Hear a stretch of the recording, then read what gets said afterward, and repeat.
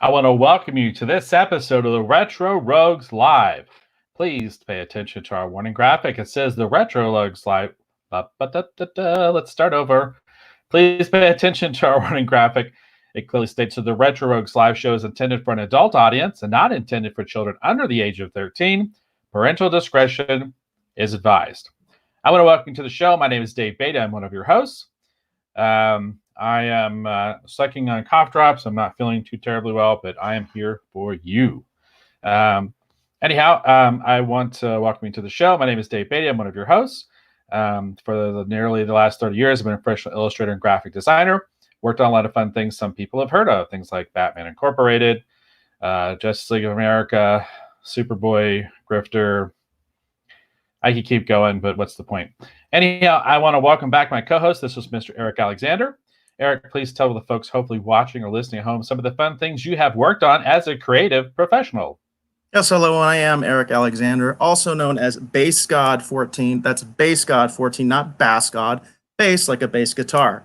And I am your co-host. I am also the Chief Financial Officer of Bad Bob Productions, which is a small production company in Arizona. And I am also the Associate Producer of the feature film Occupants, which features Star Trek Voyager actor Robert Picardo and is currently streaming for free on Tubi. Very cool. So right off the top here, just real quick, just a couple of quick things. Basically, on every episode, we like to, well, at least we're currently doing, and I am working on something special so that we can continue to offer this to our valued viewers and our valued listeners.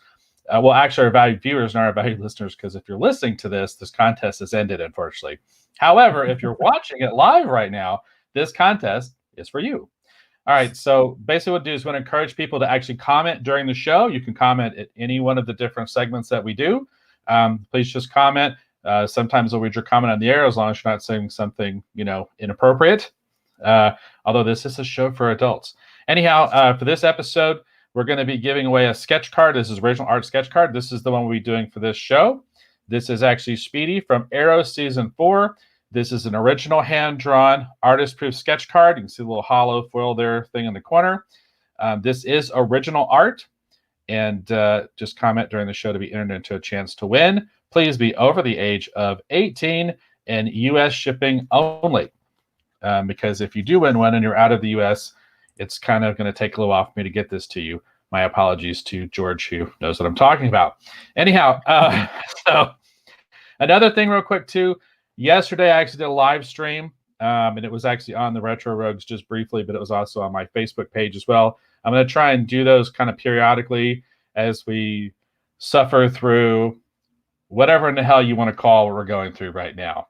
Whether you want to, however you want to look at it, I don't want to say the word. We all know what I'm talking about. I'm sure we'll get into it soon enough.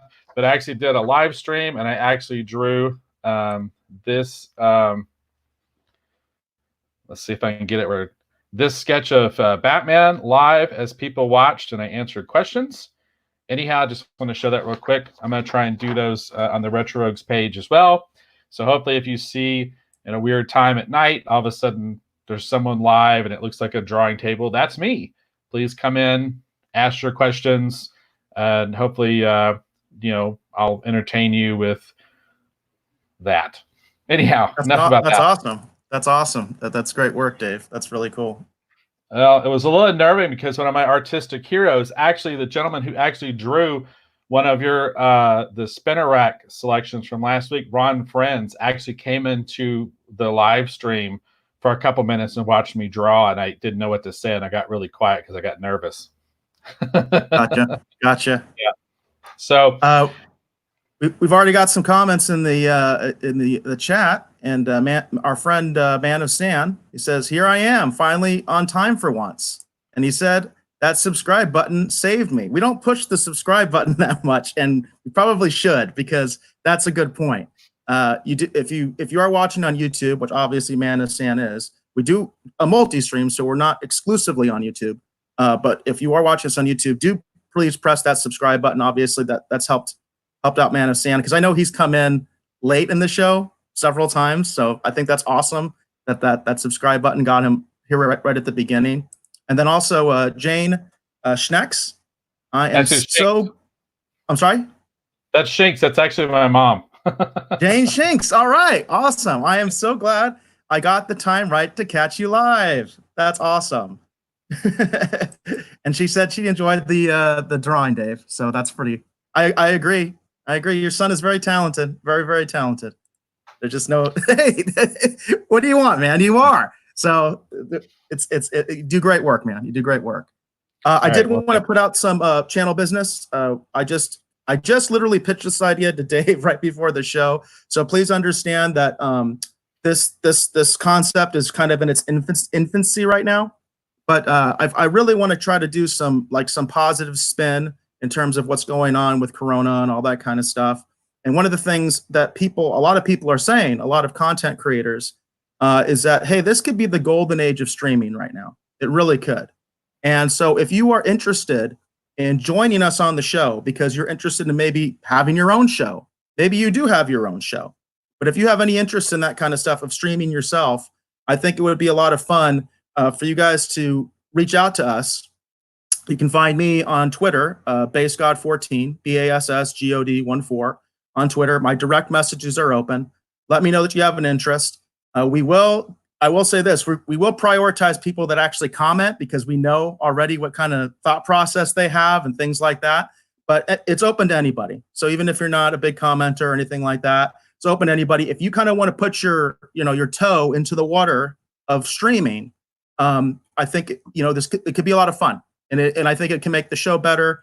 It can help you. It can help us. It's a win-win. So if anybody is interested in that, we're putting that offer out there.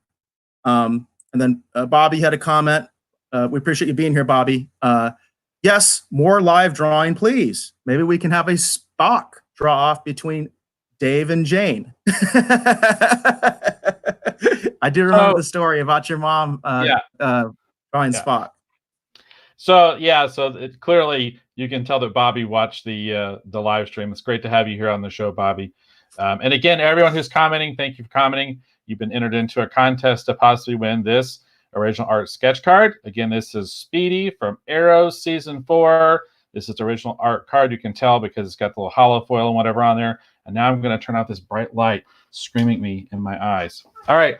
So like I said, I'm a little under the weather, so I may be not on the cam too terribly much tonight, just long enough to promote and push things. And then I'm going to hide like right now. Where's my stupid logo? My stupid logo's missing. Maybe I won't hide. Anyhow, my logo's supposed to be there. It's gone. Someone stole my logo. Luckily, there's no riddle here to solve. All right. So on tonight's show, we're going to start off with the latest episode of Star Trek Picard. We are going to start by talking spoiler-free. So no spoilers here at the beginning. We're just going to talk about general impressions from the show. Please, those of you in the Rogues Gallery, please feel free to chime in. But again, please avoid spoilers at this point. And then when we get into the spoiler talk, you'll see a banner there across the bottom, and it'll say spoilers, and you'll know it's okay to go crazy. And then we have something interesting we're going to actually try out tonight during the spoiler portion of the discussion of Picard. So tell me, Eric, what were your initial impressions of the latest episode of Star Trek Picard, Broken Pieces? Well, what can I say? I always feel like I'm in the same position when it comes to this show. But I'll say this right off the bat. Broken Pieces was a perfect name for this episode. It was absolutely a perfect name because I feel like this is a broken show with broken people. You know what I mean? And it's broke. So once again, I've harped on this quite a bit. The uneven tone of this show is just mind-boggling to me. It is so uneven in both pacing and tone. There were times where I was practically falling asleep during this episode because it was taking so long for anything to happen. I literally think there was only 2 things in this episode of any consequence, and the rest of it was almost complete and total fluff. Complete and total fluff. My favorite character, Raffi, is very prominent in this episode, so that didn't help. She's very prominent in this episode. Doesn't really do anything, but she's very prominent in this episode. I thought I'll get into that more in the deep dive, but I thought the way they handled that was just incredibly cheesy and contrived. But yeah, the unevenness of the tone of the show in terms of going from something very serious, very dark or very depressing to just like basically dad joke level humor is just it's just so weird to me. And I feel like this is like these are like stories kind of like almost like just sort of piled on top of each other, and they don't really work, you know, as a cohesive story. But they kind of force it down our throats anyway, you know.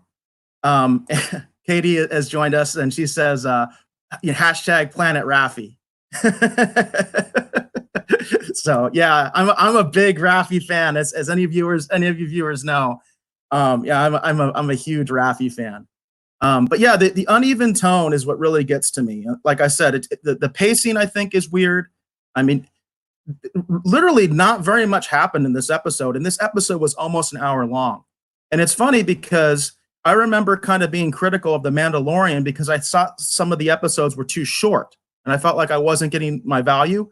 But I'm starting to realize The Mandalorian actually did a much better job because having this episode could have been 20 minutes to get the pertinent information that you needed. It could have been actually 15 minutes probably, if that, because so little actually happened, you know. It's a lot of cheesy dialogue. Oh my gosh, one of the lines, jeez, I'll get into that in a spoiler. I mean, cringe-worthy dialogue. And Shaban is like a Pulitzer Prize winning author. And it's like, is he really willing? He's really willing to put his name on this crap. You know what I mean? It's like some of the dialogue was so bad. And of course, more cursing. We're back to the cursing. It's too much contemporary stuff. You know what I mean? That doesn't make any sense to me. I'll get into that in the deep dive. But yeah, again, I just feel like it's so uneven in tone and pacing. But what do you think, Dave? I'm of the opinion that I'm officially have decided that unless something really interesting happens soon, I'm probably not going to be back for season 2 of Picard. I'm pretty much there. I love Star Trek very much. It's a very important part of my childhood, my life, whatever. But this show's about done it for me. I'm looking for ways to cut so I can put more advertising budget into the show. CBS All Access, you might be out of here pretty soon. So honestly, and this is the episode. Like, there was some stuff with 7 I really enjoyed, but all I could think of is like, why didn't we do some of this stuff maybe a little sooner? Like, and I like Rios. And there was like some of the stuff with him was kind of fun, but overall, I didn't really care. I didn't really care for this episode. I mean, without getting into the spoiler, because we do find out what happened to Rios. We find out basically why he left Starfleet. Now, without telling people what we found out, what did you think of that? What did you think of that scenario? Did you like it? Did you think it was compelling and great, or what? I thought it was unfortunate and sad. And I didn't quite understand why it went down the way that they described it. Without getting into spoilers, I was just sort of like going, okay, that's why? I thought it was terrible. I thought it was terrible. And it's another slap to Starfleet and the Federation and all that kind of stuff. We'll get into it in the deep dive, but I was really kind of upset about it. And also the way that it comes out. It's like, that was just so contrived and silly. And again, I'm like saying, you know what? I'm going to 10 minutes now. I think I'm going to keep going down. I'm going to end up like at 5 minutes. We could have had what we needed to know in this episode. We could have gotten in 5 minutes. The way we got it was just like pulling teeth. It was so long. It was so boring. It was so contrived to me. You know what I mean? Again, the pacing problem. Katie says, Shaban hates Janeway. Don't expect class, because she was the epitome of class. And I know Katie is referring to comments that Shaban actually made about not really being I can't remember the way he phrased it exactly, but he basically didn't really like the Janeway Seven dynamic, and he had the gall to say that, because somebody actually kind of pitched him the idea of a Seven spinoff. That's the way I remember the context. Somebody a fan pitched him like the idea of a Seven spinoff with Janeway, and he was all like, "Yeah, we actually kind of joke half," and he said half joking without the Janeway. You know what I mean? About doing like a Seven spinoff, but yeah, no Janeway. I don't really like her. You know what I mean? So yeah, Katie. Yeah, and there is not a whole lot of class in this in this episode or any other episode of Picard. Again, the F-bombs, unnecessary, takes me out of the world. Totally. I hated that. I hated that so much, the way they did that. I mean, hasn't that character technically said that to Picard twice now? Yeah. Was it once enough? Do we have to have that character say that to Picard twice? And that's like the definition of gratuitous. You know what I mean? It's like, okay, you had your little shock moment. Now it's not even shocking. Now it's just stupid. It's just lazy. You know what I mean? It's not even shocking anymore because we know how she is. We know how this character is. We know how they write now. You know what I mean? We have a couple more comments here. Man of Sand says, directed at Katie, I agree that Kate Mulgrew did a very classy job as Captain Janeway. And I don't disagree. I would say Voyager is actually probably my least favorite classic Trek. In fact, I can say that pretty confidently. It is my least favorite. And Janeway is not one of my favorite characters, but I do think Kate Mulgrew did a great job. I don't think that she's a bad actor or anything like that. I do think she had a lot of class. And we are lacking that in this show. We really are lacking that in this show. I think she's a great actress. And like I said, I'm not a huge Voyager fan. I actually really like Seven and Tuvok, and I also liked Kes. I also liked Kes quite a bit, but Tuvok's probably my favorite. He's right there with Seven, and I think they're actually very similar. Seven and Tuvok, I think, are actually very similar in a lot of ways. And so those are my favorite characters on Voyager. So we have another. It says, Kitty says, another boo to authority, establishment, and uniformity, aka Starfleet. Exactly. There was a lot of that in this episode. There was a lot of that. There was a lot of more like Starfleet sucks. They're corrupt. You know what I mean? They're this is not Gene's Starfleet. This is not Gene's Starfleet. It's just not. It's not Trek. That's because it's like that's not what Starfleet's supposed to be about. That's not the way they're supposed to roll. Yeah, and then Katie did kind of clarify what Shaban said. He said the dynamic. He said it wasn't compelling, and he said Janeway did nothing for 7 years. That is pretty bold of Shaban to say something like that. I've mentioned this before. You do not need to crap on what came before you to show how good your thing is now, and I hate it. I hate it when they do that in a franchise, when they try to say the newest thing is the best. Okay, best is subjective. Okay, but when they try to do that kind of hype and just that lack of respect for the shoulders that they're climbing on top of and literally standing on as they're making these statements, I don't know. I don't know what he's trying to do. I really don't. It's kind of like Kurtzman, when he went out and said, "Oh, I never liked Trek," and this is the guy who runs Trek now. I never liked it. I like Star Wars. Just like JJ said that too. I never really liked Trek. I like Star Wars. And you can just see it. I mean, they are deconstructing these characters. They are deconstructing Trek. That's what they're really doing. They are taking it apart and ripping it from the inside out. You know what I mean? Because this doesn't feel Trek. This show does not feel Trek at all. Manasan says, I feel that this show is ripping off ideas from other shows. The profanity from Admiral Clancy is probably trying to imitate. And I don't know that. I apologize because I don't watch The Expanse. I don't know that name. Avasarala? That's a character from The Expanse. And I have been told The Expanse is very good. But The Expanse is on Amazon, isn't it, Dave? Does that sound right? Yes, yes, I think so. Sorry, my mic was muted. No problem. By the way, we're just trying to get used to that of kind of like, taking our mics off and stuff like that. And but the thing about that is with The Expanse, I don't have Amazon Prime, so I don't have the ability to watch it right now. I've heard it's very, very good, and I don't know. Maybe in the future we'll try to tackle that. You know what I mean, as a review or something like that. Especially if we get more viewers or listeners that are interested in that. You definitely can send us suggestions about what you think we should watch, and especially if you're like you feel bad for us because we hate the show.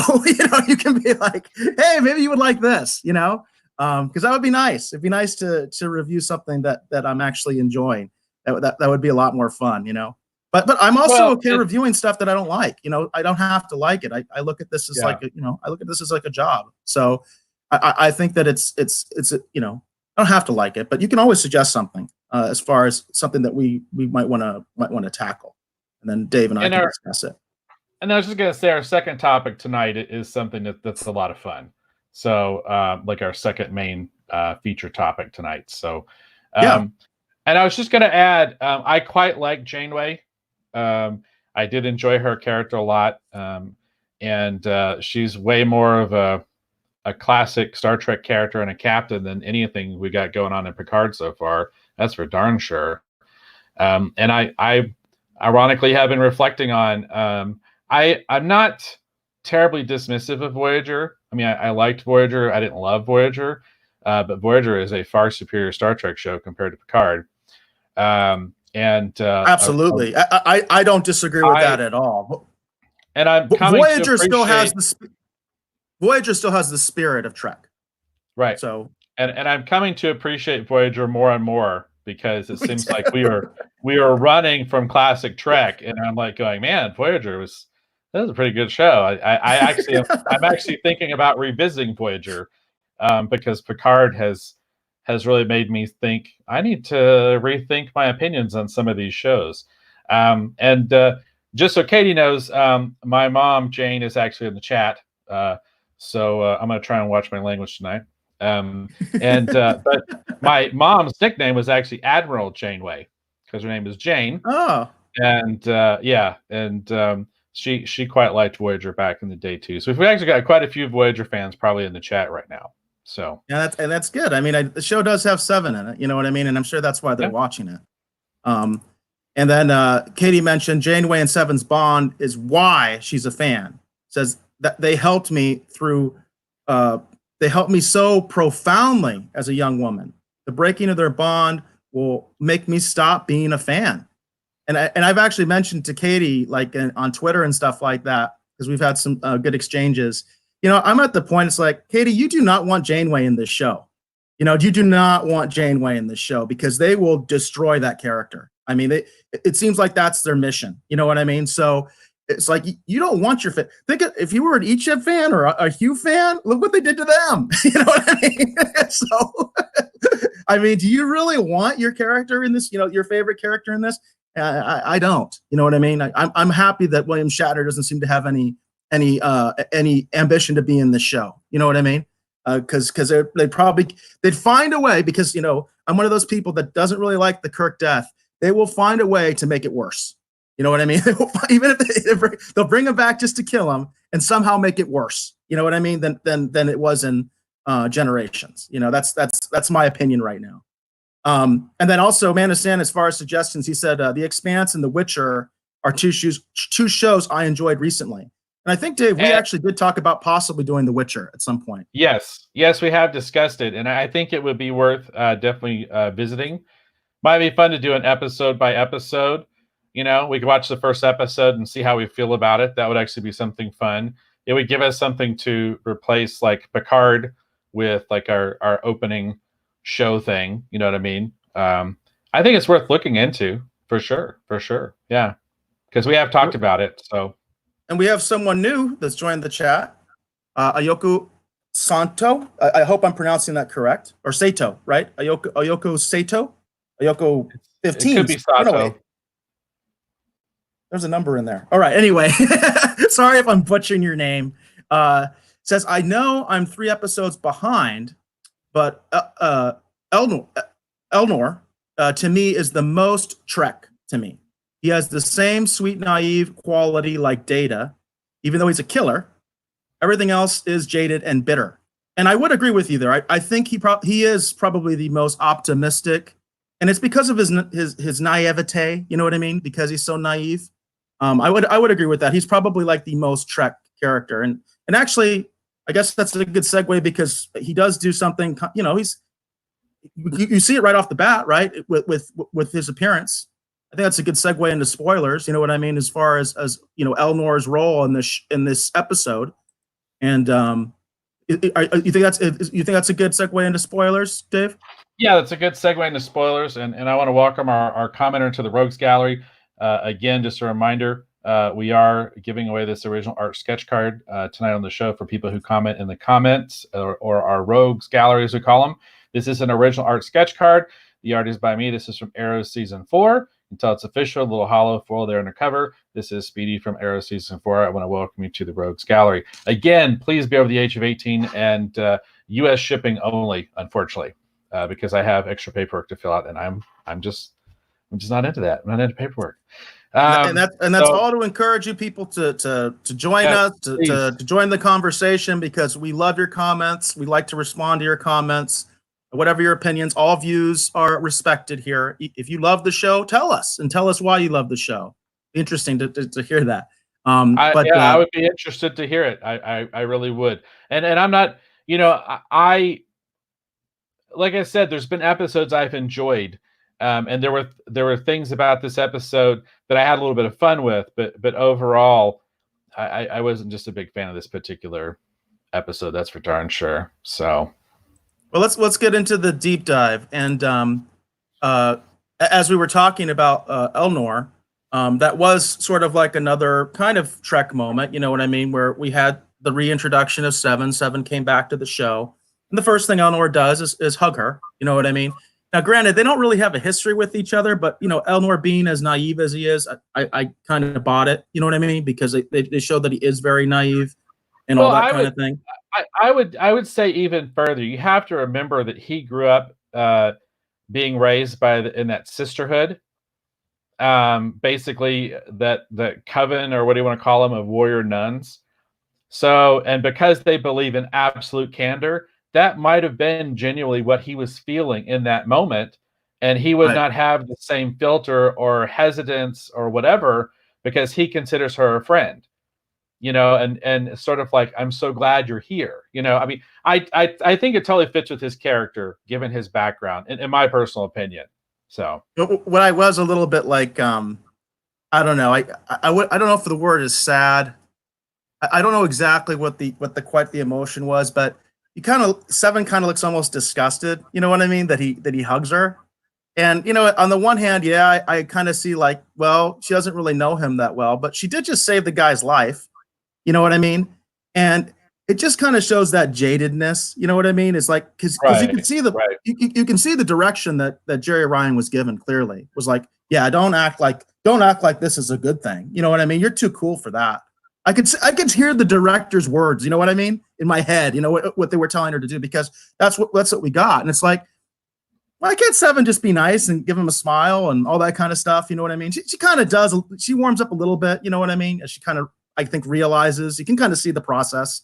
Jerry Ryan's a good actor, very good actress. You can kind of see that she kind of does mellow out a little bit, but to me, the very first reaction on her face was almost like disgust. You know, and I like it. Why is this guy hugging me? You know what I mean? Well, you just saved the guy's life, right? You know, so right. You know, it is what it is. Oh, and and I'm very sorry if I am butchering your name. Yoko, but she actually participates in the same thread that Katie and I sort of met on, which is the hashtag All Star Trek for heroes and icons. And I really appreciate you being here and checking out the show. I've been asking her to check out the show, so I really appreciate it. And I am so sorry if I'm butchering your name. But I'm glad you're here, and I'm glad you're commenting. And we do have a new kind of segment that we're going to be doing with our spoilers. So this is going to be sort of our soft premiere, if you will, of a new concept that we're going to have on the show. And we're going to bring this back periodically, hopefully. once we get the kinks worked out. We may have more panelists with this, but basically what we are introducing is the Rogues Writers Room. Okay, so what we're going to be doing as we're going to go through the deep dive of the episode, and then once we're done with some of the deep dive and kind of going over the episode, we're going to actually try to rewrite this episode so it's actually good. All right, that's what we're going to do. All right, that's the plan. And like I said, as we evolve this this new segment, we're going to try to do it with other shows, movies. Hopefully, we'll get additional panelists. We hope to do like we're hoping by the finale to have this kind of tight, and that we can make it a full segment on its own, where we just do the Rogues Writers Room.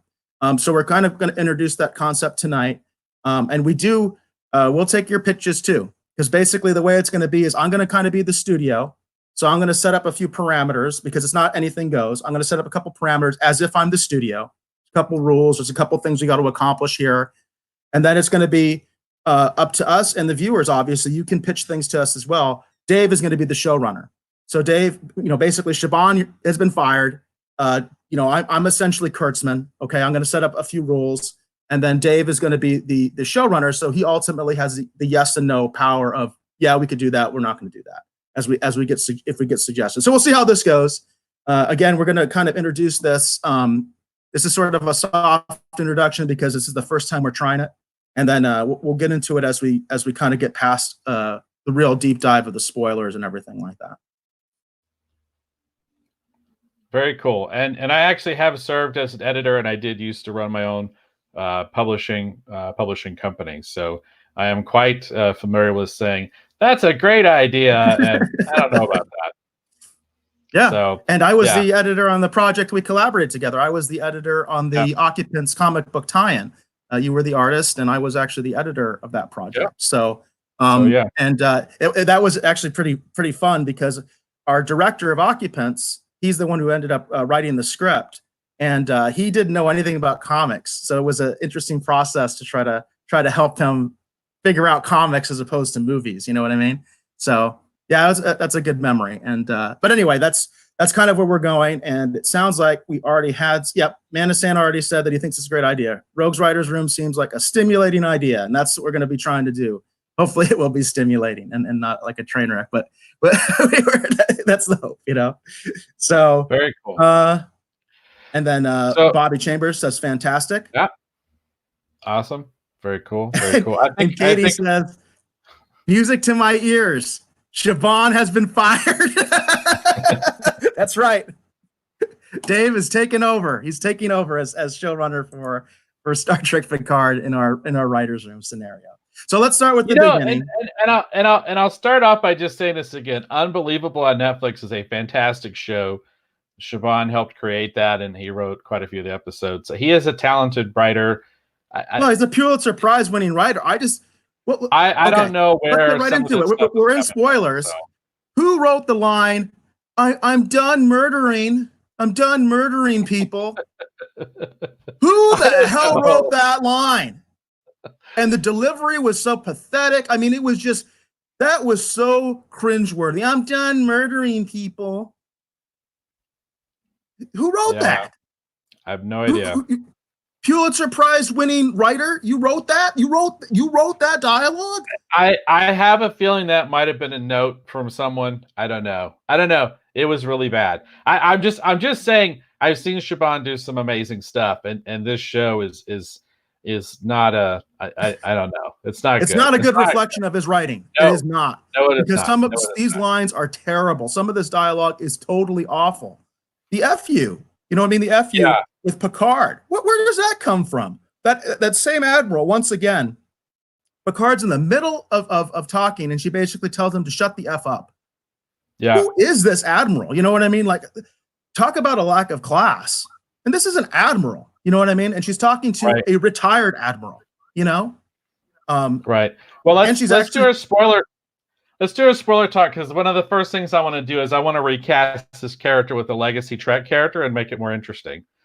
That's the first thing I want to do. That's the first thing I want to do. I want this lady out of here, and I want us to take some suggestions and see if we can't find somebody better to replace that character, because I'm sick of her. All she does is curse. I don't. I'm ready to get her out of here and recast that character. So, somebody else. Well, Bobby's just already given us a pitch, and he says, "Just so you know, I'm going to try and kill Raffi constantly." Yeah, and he says, "If Dave doesn't beat me to it." Ha ha ha. All right, cool. But so let's start at the beginning of the episode. So, because Right. we want to go through the episode. So, we have another flashback, 14 years earlier, and we get to see a little bit more about the Super Tal Shiar, otherwise known as the Zhat Vash, and why they hate synths.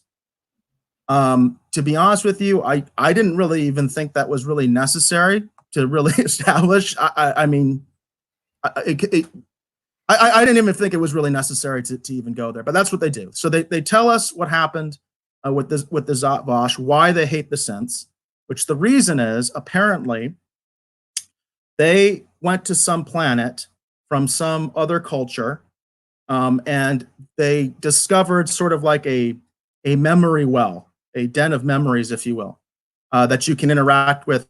I think by touch. You touch it, and then you get the memories, you get the information from this previous culture. And apparently, it's the way that I took it. It was very Ron Moore, Battlestar Galactica. It was this sort of idea that that there's this sort of cycle that civilizations go through, and this society is warning future generations kind of not to make the same mistake they did, which is, of course, they made artificial life. So that's where we're going. We're going straight Battlestar Galactica revival here.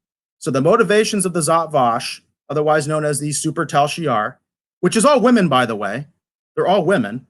So I didn't understand that. I guess it's supposed to be like the evil version of the Romulan nuns, the warrior nuns, I guess. I don't know. I didn't understand why they were all female, but they're all female, and the Zhat Vash. And apparently they did this little stream of consciousness. They interacted with it, and most of them were so horrified by what was revealed, they killed themselves. So that's how that's like our first scene. We see these people graphically killing themselves, shooting themselves in the head. One lady's like literally ripping her own skin off. And the only survivors are, as Katie says, Commodore Ono. That's actually how I remember the name. Katie, thanks for that, by the way. So it's Commodore Ono. And then there's what is it? Cersei Romulan. You know, the sister from the Zhat Vash, Cersei Romulan, and the girl that the character that we found earlier that Soji interacted with, which was the Romulan the female Romulan who was crazy because she was one of the last people that the Borg tried to assimilate. And also what apparently this establishes, we find out why the Borg cube broke. And it was because of her. Because apparently when they tried to assimilate her, it broke the Borg, which I thought was really stupid. I think that's an incredibly stupid idea. That, you know, it's this idea, I guess, that it's like, this thought is so terrible. This vision is so bad. It broke the Borg. You know? And I thought that was really, really silly. So these are the only three that survived. I think there were like 12 of them, I want to say. Only the three of them survived and were able to process the information without killing themselves. And of course, now one of the circle of these three, she's gone crazy because the Borg tried to assimilate her and it got all botched. It broke the Borg. It literally broke the cube. So we get past past that. We're back on the ship with Picard and Rios and the gang. And they're trying to kind of catch, Picard, bring Picard up to speed because Agnes, right? Is that the scientist girl? Yes, Agnes Girardi. Yep. Because in the previous episode, she tried to kill herself in part to try to get rid of the tracker. And We have a comment. Yeah, wait. How can you break the Borg? You mean broke the Borg cube or the species? The cube. It's the cube. They've actually said behind the scenes that the Borg are still the Borg. This is just one cube that's broken. So they don't say that in the episode, but the producers have said that off stream that the Borg are still the Borg. Apparently, what happened at Endgame had no actual lasting effect, which I think is, again, maybe that's because Siobhan hates Janeway. You know what I mean? I don't know. But apparently that had no effect. So it's just the one cube that got broken through this process of trying to assimilate this Romulan woman, and it causes the ship to break. So we're back on the ship with Picard. They're trying to bring up to speed about what happened, with Agnes, the fact that she tried to kill herself. And then they suspect that she's a double agent because they found out that she killed Maddox. So they suspect she's a double agent, which of course she is. And Picard is kind of like, disbelieving of that at first. They make Picard so ineffective. It's like his instincts are gone. Like he's always like two steps behind everybody else. And everybody always has to kind of like lead him and drag him to the truth. And in this situation, Raffi, she knows it. She knows exactly what's going on. She's putting it all together. And they have this sort of elaborate, contrived process by which Raffi figures out the whole thing about the Zot Vash. She figures out that scene that we saw. She somehow figures that out. That basically that's what's going on. And the process by which she does that is so contrived and unbelievable to me. I mean, it's just pure Hollywood garbage. You know what I mean? It's like there's no like even like a little thread of a true investigative technique. And I do know something about that because I was in public safety for 20 years. And there's not even a hint of realism of how someone would find out all that information. It's just incredibly contrived. Now, while this is happening, Rios has reacted very weird to Soji. He's like, you can tell there's something there. He recognizes her and he basically goes into seclusion. Instead of just telling everybody that he recognizes her, which I thought was just dumb, why wouldn't he just tell everybody, hey, I know you. You know what I mean? I've seen you before. Well, what it turns out is we finally get to find out what happened to Rios' captain and why Rios left Starfleet. And again, it's very contrived because Raffi figures it out by using the different holograms that are basically, that's the broken pieces. They are the broken pieces of Rios, and she's assembling it. And again, it's incredibly contrived. It's incredibly contrived and silly, but Raffi will figure it out. She figures out everything, And so, yeah, I don't like this character. So that's what happens. Eventually, they find out what happened with Rios, and the reveal of what happened with Rios is that his captain was sent on a mission to basically make contact with two synths, and one of them was another Soji Daj, looked exactly like her, and she was with a male synth named Beautiful Flower. Beautiful Flower was the name of the male synth. Yeah, I didn't. Pulitzer Prize winning writer. Beautiful Flower. Okay. So what ended up happening was, of course, Commodore O is already in Starfleet by this time. And instead of like a first contact mission, what she's decided is you need to kill these people. Okay, because they're synths, and Commodore O is part of the Super Tal Shiar, the Zot Vash. So she basically orders the assassination of these two people, and the captain's the one who does it. Doesn't have anybody else do it. And apparently the reason that he did it was because she threatened to basically kill his crew if he didn't do it. Okay. So now, of course, Rios doesn't know this. He doesn't know that Commodore O is Zot Vash. So he just thinks that Starfleet ordered this, and it disillusions him, but not before he has it out with his captain, and he makes his captain feel so bad about what he did, his captain kills himself. There's a lot of suicide stuff in this. There's a lot. There was even the line with Agnes where she says, "All I think about is suicide." It's like apparently that's all the writers think about is suicide. Everybody's committing suicide, Not a topic that should be taken lightly, okay, at all. don't appreciate that. Okay, I've had issues with depression. You know, I still have issues with depression. I don't like the way they're treating that at all. Okay, it's just something to throw out there and be shocking for them. You know, and it's not even shocking anymore. It's contrived. You can see it coming a mile away. But apparently the captain killed himself. That disillusioned Rios. Now he finds out kind of the truth. They have that moment where he's like, hey, so maybe, you know, Starfleet's not so bad after all. And of course, Picard has to say, no, they gave in to fear. You know what I mean? Like, we can't even just have that moment where Rios says, you know, Starfleet wasn't that bad. They were infiltrated. That's what happened. It's Commodore O. She's the one that's causing all these problems. Picard's like, no, Starfleet sucks. You know what I mean? I'm surprised he didn't actually say that, you know? Right. Right.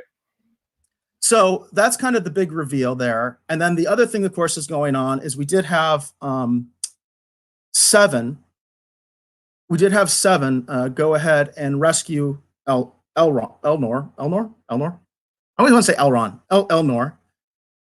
So she saved him. And what ends up happening there is Seven decides that the only way that she can get rid of the Romulans is to reactivate the Borg.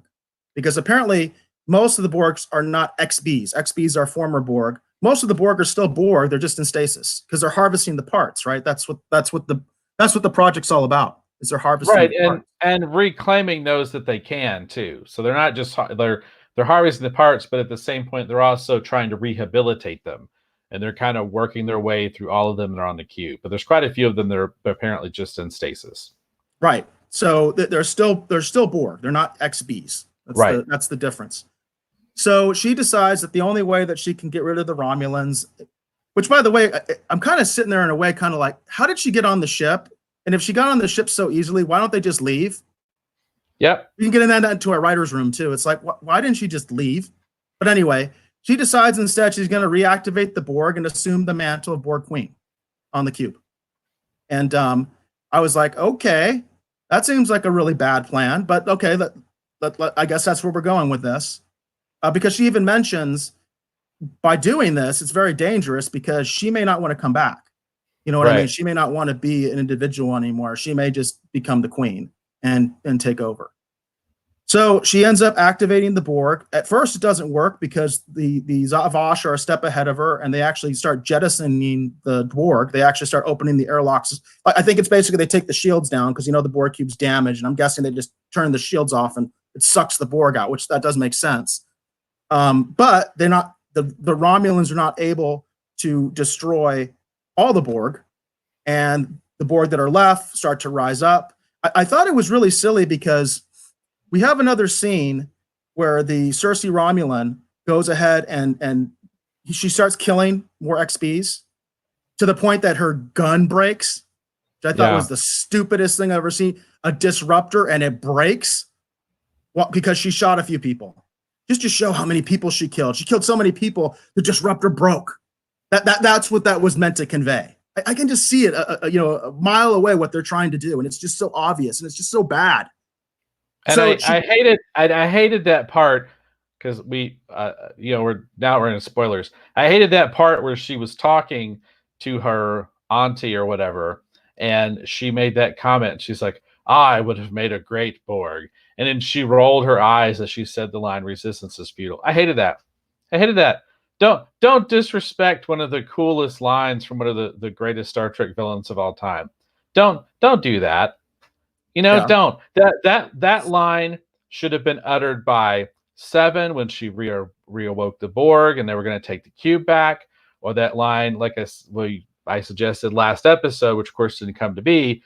It would have been nice if Hugh had used that line if they had actually tried to take the Borg cube back from the Romulans. But I really did not like her using that line in that way because it just really felt, because of the rolling of the eyes, it felt really disrespectful. And I don't know. I get I think the writers are. I think the writers are constantly rolling their eyes at Star Trek. That's what I feel like. So these are like their little in jokes to just show, man, this show, how cheesy that was. You know what I mean? Like they don't like anything, so they're just going to make fun of everything. I feel like that's what they're doing, And but so she takes over the Borg cube, right? She takes it over. What's again, what I thought was really silly was in terms of even their own continuity in the same episode, they killed the XBs with no problem. Okay, they just went in to start shooting them and kill them. They didn't even try to defend themselves. Once they become Borg again, suddenly now they're like zombies. Now they don't have the shields, but now they overwhelm the Zhat Vash. Why didn't she just shoot them again? It's like even their own continuity within the episode doesn't make any sense because they're not fully Borgified. They don't have the shields. It's very clear they don't have the shields. They just are physically attacking now, like zombies. Not, just like zombies. That's what the scene reminded me of. They sort of swarm Cersei Romulan, and they basically are able to overwhelm her, and then the Romulans escape in their ships. And that's pretty much all that happens there. Katie had a comment of Her Majesty, 7 of 9, tertiary adjunct of Unimatrix 0, 1, former wife of Chakotay and notorious half-Borg Fenris Ranger from the Delta Quadrant. Did I miss anything?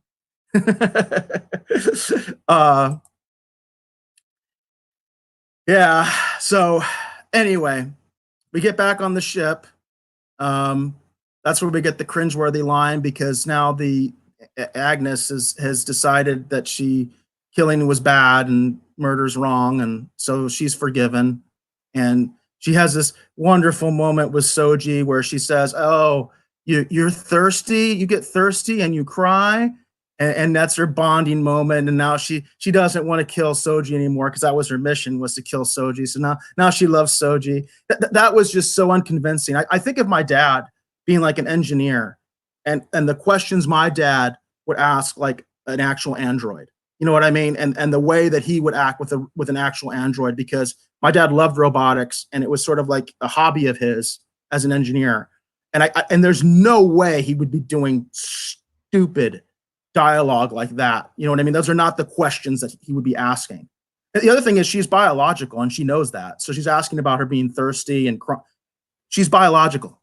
She's not fully synthetic. She's actually biological. The only thing synthetic is the brain. She has a positronic brain. She's a cyborg, basically. She's not really even like a quote unquote synth. She's a cyborg. It's like Terminator. It's like inside is a robot, but outside it's real flesh. You know what I mean? And she's asking again, cringeworthy dialogue. And then Soji takes over the ship and decides to go home. And I think that's it, right? That's pretty much it. Pretty much. So let's try to fix this mess, Dave. Well, here, let me throw out a couple things I did like. I kind of liked that bit with 7 where she decided to kind of go, like, become the queen, like on that cube in that moment in time. I kind of liked that idea, but I just hated the way they executed it, because, if she had reawoken the Borg and the Borg had actually taken that cube back from the Romulans, like when they opened the airlock and they were getting sucked out into space, and that was hard to watch. Yeah. I mean, and it's just because I don't like the way that they're treating classic Trek. I don't like it. I just don't like it. Well, let's go into the writer's room. And how would you have fixed that scene? How would you have fixed that? Okay, so let's start at the beginning. You need to give us our parameters of what we absolutely have to keep. And I do have one immediate suggestion right off the top, but we'll get into that here in just a second. But go ahead. What are the things we have to absolutely keep? Well, remember the rules, and also if people want to comment and pitch, remember the rules here, okay? We're coming in at this episode. All the other episodes have been written, shot, they're done. Siobhan has been fired. Dave is now the showrunner, okay? And now we have to come in and fix the story of this episode. Now, some of the things that we want to kind of look at is, for instance, we have to figure out a motivation for the Zhat Vash. That's one of our directives here, because that was one of the reveals that we wanted to do, was the motivations of the Zhat Vash. We have to have 7 of 9, obviously, because, contractual obligations and stuff like that. So we have to use 7 of 9 in this episode, And then I think there was one other kind of, we have to deal with Rios's story. We have to figure out why Rios did what he did, right? I'm trying to think what else were the other big points or reveals in this episode. I think that's about it, right? Yeah, I think those are probably definitely the high points. So yeah, All right, so all of you in the Rogues Gallery, those of you that are watching at home who are not part of the Rogues Gallery, now is your time to chime in. Again, just a reminder, we're doing the contest, original art sketch card. We don't want to dwell on that too much because we want to get right into the writer's room. Okay, so as showrunner, there's two things I want to do right off the top. The very first thing is because we spent so much time and we have invested so much time in the idea that the Zat Vash basically hate the idea of synthetics, and that is kind of their ultimate mission. We've invested so much into that, I think we need to keep that idea. However, here is going to be my wrinkle that I want to introduce into it. So, Eric, if you wouldn't mind sharing my screen.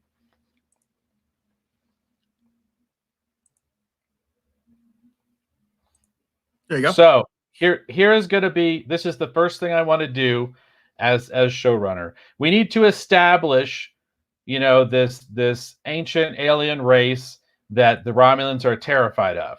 Okay, so here's what I want to do. Okay, so those of you that are original series fans probably are recognizing Ruck here from the original series episode. I think it's What Little Girls Are Made Of, if I remember correctly. I might be butchering that title a little bit. He's constantly talking about, in that original series episode, the old ones. I wish I could talk better like him. The old ones. Like Lurch. For people that don't know, yes. He's the actor who played Lurch in the Addams Family series. Such a great character in that original series episode. So what I want to do is I want to take the idea of the old ones and I want to connect this disparate idea with that ancient alien race. So the ancient alien race that the synthetic, they created the synthetics that basically, revolted against their masters, and slaughtered them, that they're warning us against. They are the old ones from the original series episode. Okay, because what it also means is when we get further into these upcoming episodes, we could actually have more of these synthetics on this planet if we decide to actually go to this planet like they were doing at the end of this episode. So that's what I want to start off with. And the next thing I want to do is I want to hear comments, hopefully from the Rogues Gallery. Hopefully people chime in. We got to replace this Admiral character. Okay? Picard does need to call into the Federation because we have got to get Starfleet involved. Okay, we need Starfleet involved. We just have to do that. But we got to replace this Admiral character. We got to get someone who'd be more sympathetic.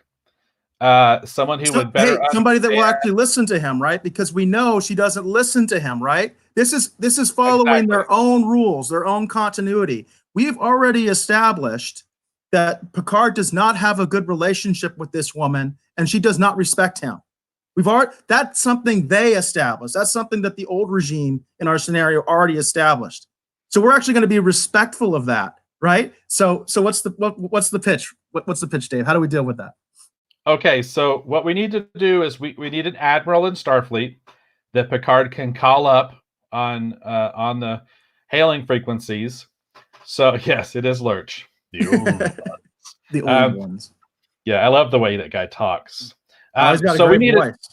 We need an admiral. And I want it to be a legacy character, because the first thing we're going to do is we're going to course correct this show already right off the bat. We've got an original series connection. That's step one. Step two, we need either like a next gen era. It could be someone even that maybe I'm not thinking of. That we need an admiral. We need someone that Picard could dial up and say, "Here's what's going on." This other, Dave, I think I know where you're going, but we have somebody that's actually doing a comment, and I thought it was funny because it is related. But they said there's so many bad Trek admirals to choose from. As people are thinking, well, do we bring back one of the other admirals that we've seen in the past? Because there are quite a few bad admirals in Star Trek. Let me go ahead and start throwing some ideas out there. It could be Janeway.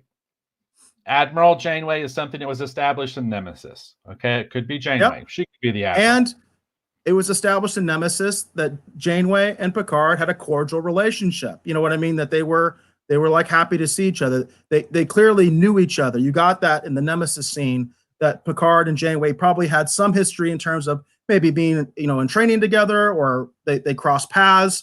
They knew of each other. You know what I mean? It's kind of, there's a warmth when the two of them are talking on Nemesis, you know?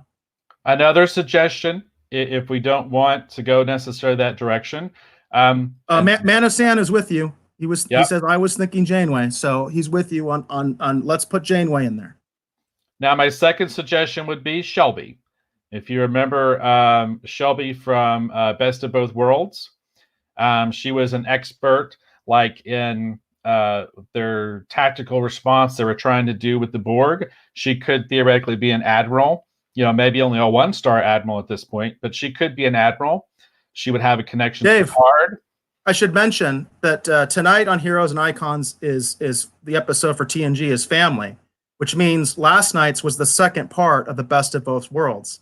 So especially people that are on the thread that participate in hashtag all Star Trek, we just watched those. I just watched it. I just watched the Best of Both Worlds part 1 and 2, you know, in the last 2 days.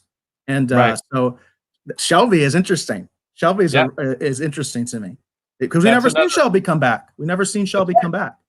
That's right. And she's also the Borg expert of the Federation. See, this is actual like real continuity here. This is like kind of, you know, it's serendipitous. You know what I mean? It's like, okay, let's bring back Shelby. You know what I mean? Now, are we going to recast her? Are we going to recast her? No. We're going to use the same actor, right? Yep. We're going to use the same actor. And if we did Janeway, we're not going to recast her, are we? No, of course not. We're not going to. Of course, you would never do that. You would never. I bet that's the ultimate thing that Siobhan's going to do. He's going to bring back Janeway, and he's going to recast her. Yeah, it's not just right. like Icheb. He did it to Icheb, and he did to Maddox. That's true. He did it to Icheb, and Icheb was a major character. He wasn't a cast, but he was a major reoccurring character, and they just recast him. So we're not. But yeah. But as let me just say right now, if I was the showrunner for this show, okay, we would go get the original actress who played Shelby. She would be basically reprising her role, but she would now be an admiral, and she would be the person that Picard would call. So those are my two suggestions. We got some pertinent comments here. So we've got for Man of Sand with Shelby. Okay, he's saying Shelby seemed like a bit of a rival to Riker, and I just watched the episode. You're absolutely right. They had sort of a kind of rough relationship, you know, the two of them, but they had a mutual respect, and they ended up working together because that's the Trek way. That's the Trek way. You get past those differences, right, and then you figure a way to move on, even though you may not really like each other. They can actually work together because they're professionals and because they're evolved human beings. And then Katie mentions, as far as with Janeway, according to Barclay, and I do remember this, according to Barclay, quote, Janeway wrote the book on the Borg. I remember that line. I remember Barclay saying that. So that's also connects with the continuity because Janeway is also a Borg expert. She faced the Borg all alone in the Delta Quadrant. So I think Shelby or Janeway are both great options. And I think we can see why they're good. They're good options, you know? So couple comments about Barclay. Yeah, Barclay was a sage. Absolutely. Actually, I would like to put Barclay in this somewhere now that they're talking about Barclay. I'm like, let's put Barclay in here somewhere. We did have that line from Barclay where he said that Janeway wrote the book on the Borg. Okay.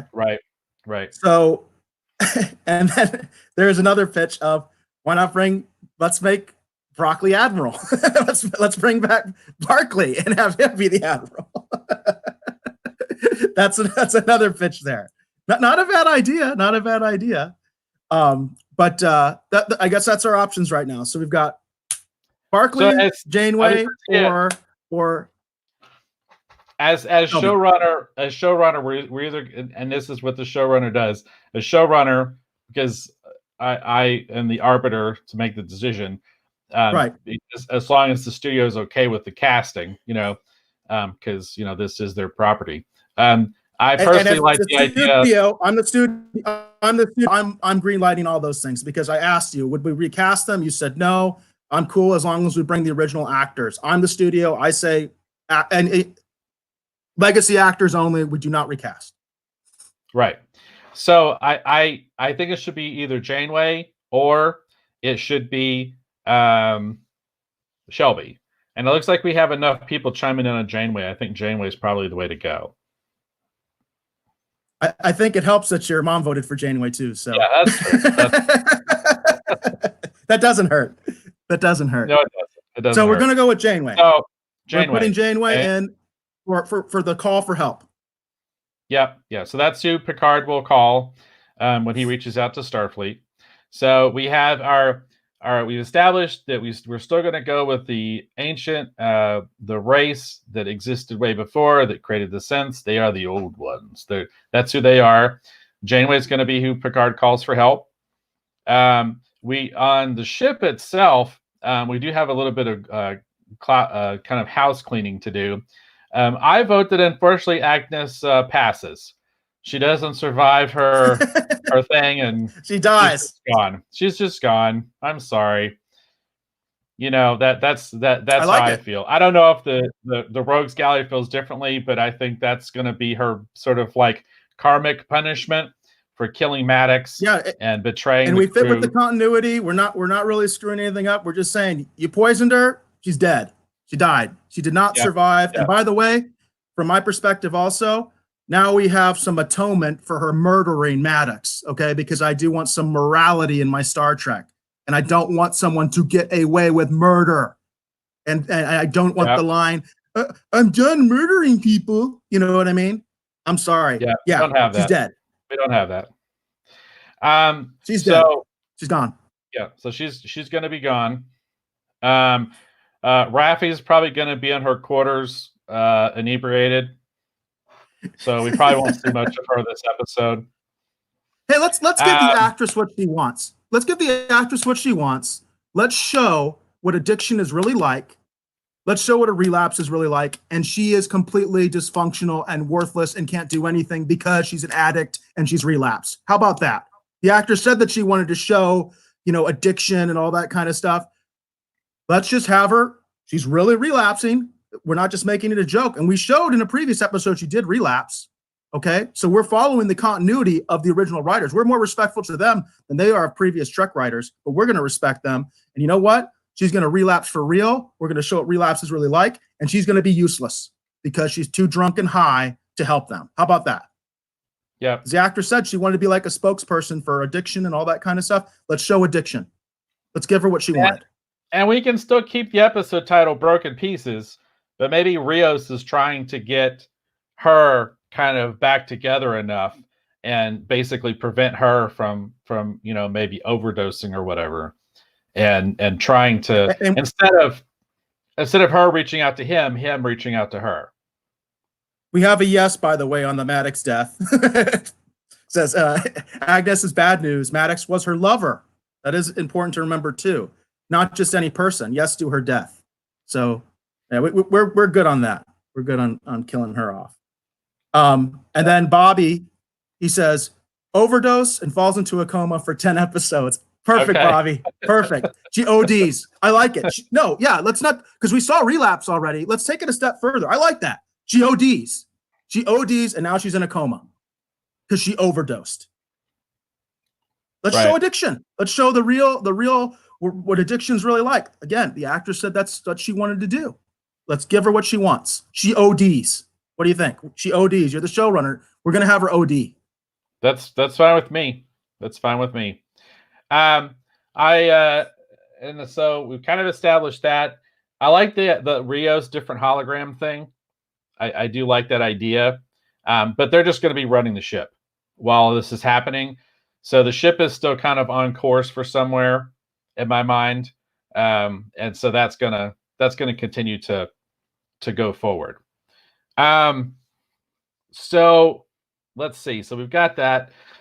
So we need to get back to the Borg cube. So what's happening on the Borg cube? We've kind of got. I want to back up. I want to back up a second for the Rogues Gallery in a comment because I know she only came to the show recently, and she said I don't see all the hate for Raffi. She's not so bad. You said you're 3 episodes behind, so I don't know if you saw the relapse episode, and that's why I'm so angry with Raffi. I know what addiction is like, and I've been around people that are addicts and all that kind of stuff. And the way they treated the relapse was unforgivable to me because they made it a big joke. And the worst thing, they did the worst message possible in my mind, because they showed people relapse, but they can still do their job. That was the worst message I have ever seen. She should have, I said it before, and we can revisit things with the writer's room at some point, you know what I mean? But that scene, I would have had her screw up. That's what I would have done. I just would have had her screw up because she's relapsed. Show what relapse is like. You know what I mean? That's where the Raffi hate comes from here. Okay. And to me, it's a very kind of personal thing. And I take great personal offense to the way that they treated relapse. I take personal offense to that because they made it a big joke. We have another one about what Katie said, as far as I think they're talking about Agnes. He said, "Have 7 vaporize her." Should we get 7 on the ship with them, or should she be on the cube? Well, we're coming to that. We're coming to that because I want to take. All the studio is saying is we have to have 7 in this. That's all I said. Remember? Yeah. Right. So, yeah. So what I want to do is we need to so we've established what's happening on the ship. We've got our backstory for the Zat Vash, what their deal is. We've got Picard calling for help. Raffi's had a pretty bad relapse because everything's going sideways on everyone. Rios is trying to kind of get to her and get her to come out of the room, and so it's kind of the flip. It's the flip from the episode, because in the episode, Raffi is trying to kind of console and pull Rios from the edge, but in our version, it's going to be the flip. Rios is trying to pull her back from the edge. That makes sense. She overdosed, yeah. Right. So indeed. So that's kind of right. So that's my thought. That's my thought. And we're going to keep the different versions of Rios running the ship, and they're going to keep us kind of moving forward in terms of like we're trying to get somewhere. Okay, we have to establish that here in just a moment, because in my mind, I think we're just headed to the starbase. We're headed to the starbase. I don't think we're going to detour to the synth planet right away. I think we need to go to the starbase first, because so we're Xing that idea from the previous script that we're not gonna be heading to the synth planet at this point. Yes, we're gonna go to, what was it? I wish I could remember, Deep Space 12 or something. I can't remember which one they said. 12. I think it was 12. So we're still gonna go. We still have Deep Space 12 or whatever it was, and we're gonna go there. That's the plan to meet up with Janeway and the fleet, right?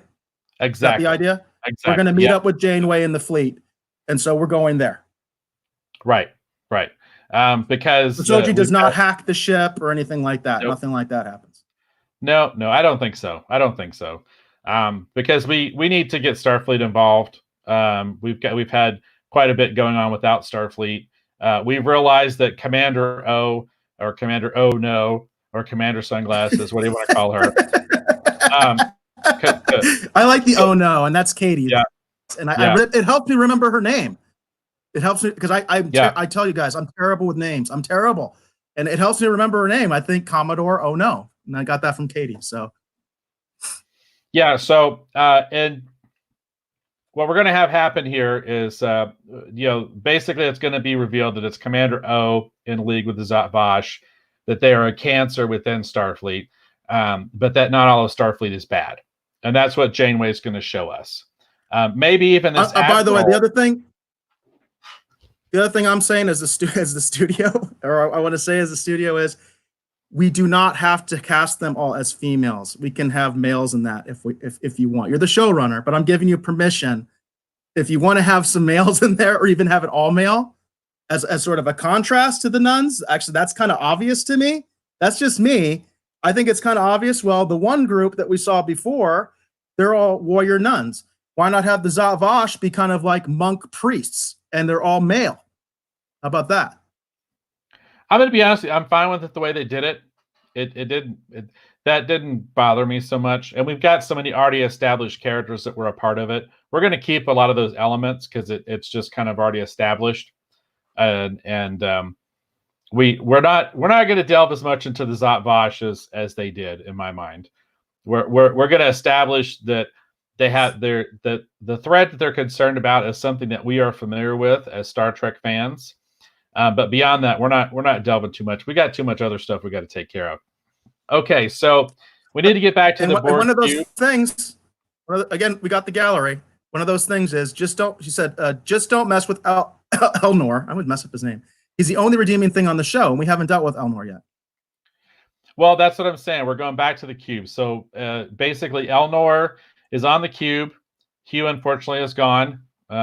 That's unfortunate. So what we need to have happen is he did signal 7, so 7 is going to show up, and we need to establish a way in which 7 actually gets on board. I'm thinking that she gets on board the Borg cube just because of her familiarity with it. She would know how to access the cube in order to just get on board the ship. She shows up. She's like, "What is going on here? This thing's under Romulan control. I've received a distress signal from Hugh. We need to find him." So I don't know if I would show. I think we should show her boarding the Borg cube and making her way through. I would pitch the idea of having her kind of like sneak aboard, like on a freighter or something like that, because I don't think it makes any sense that a Fenris Ranger, who clearly are like enemies of the Romulans and all that kind of stuff, can just waltz onto the ship. So I would pitch the idea of having her somehow sneak aboard, where we could establish like maybe a supply ship comes in, and I'm giving you the budget. We'll design another ship. I'm giving you the budget. We can design another ship. We can have another ship on the show.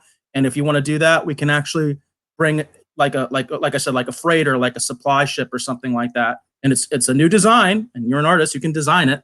So you know what I mean? You can design it how you want, and we can kind of show her sneak aboard. What do you think of that? Yeah, I like that idea. And it's a new toy. It's a new toy, by the way. Yeah, so yeah, I'm the studio. Course. It's a new toy, and I want to sell some. I want to sell some toys. So make sure it looks really cool, Dave. Not like some of this other crap on the that we had to do on the show before. Let's make it cool, because I want it to be like a cool toy that I can sell. Right. That makes sense. So 7, she sneak. Because I was thinking she would sneak on board the Borg cube, and because of her familiarity with it, just kind of like Hugh showed that he knew how to access things. She has that same kind of knowledge, what they do show in the episode, by the way. So right. She gets to where Hugh is supposed to be. Elnor is there. However, in our version of the show, Elnor is not cowering. He is still taking out Zot Vash and Romulan soldiers. And he's waiting for his reinforcements or his ride to show up. But he's taking people out. I would like to see him break his sword and take a gun. That's what I would like to see. And just get rid of the sword thing. Or I'm going to be honest with you, I'm going to double down on the sword idea. I'm going to double down on the sword idea. I'm going to double down. Now let me explain why. Okay, and again, leaning on the previously established episode, we saw him kind of jumping around and kind of using the environment to his advantage. That's what he would be doing. So he's more like a ninja. He's more like an assassin. So we don't have that terrible scene of the Zot Vash literally charging at him, even though they have disruptors, and engaging him in hand-to-hand combat. It's more like he's sneaking around like an assassin, like a ninja, that kind of a thing.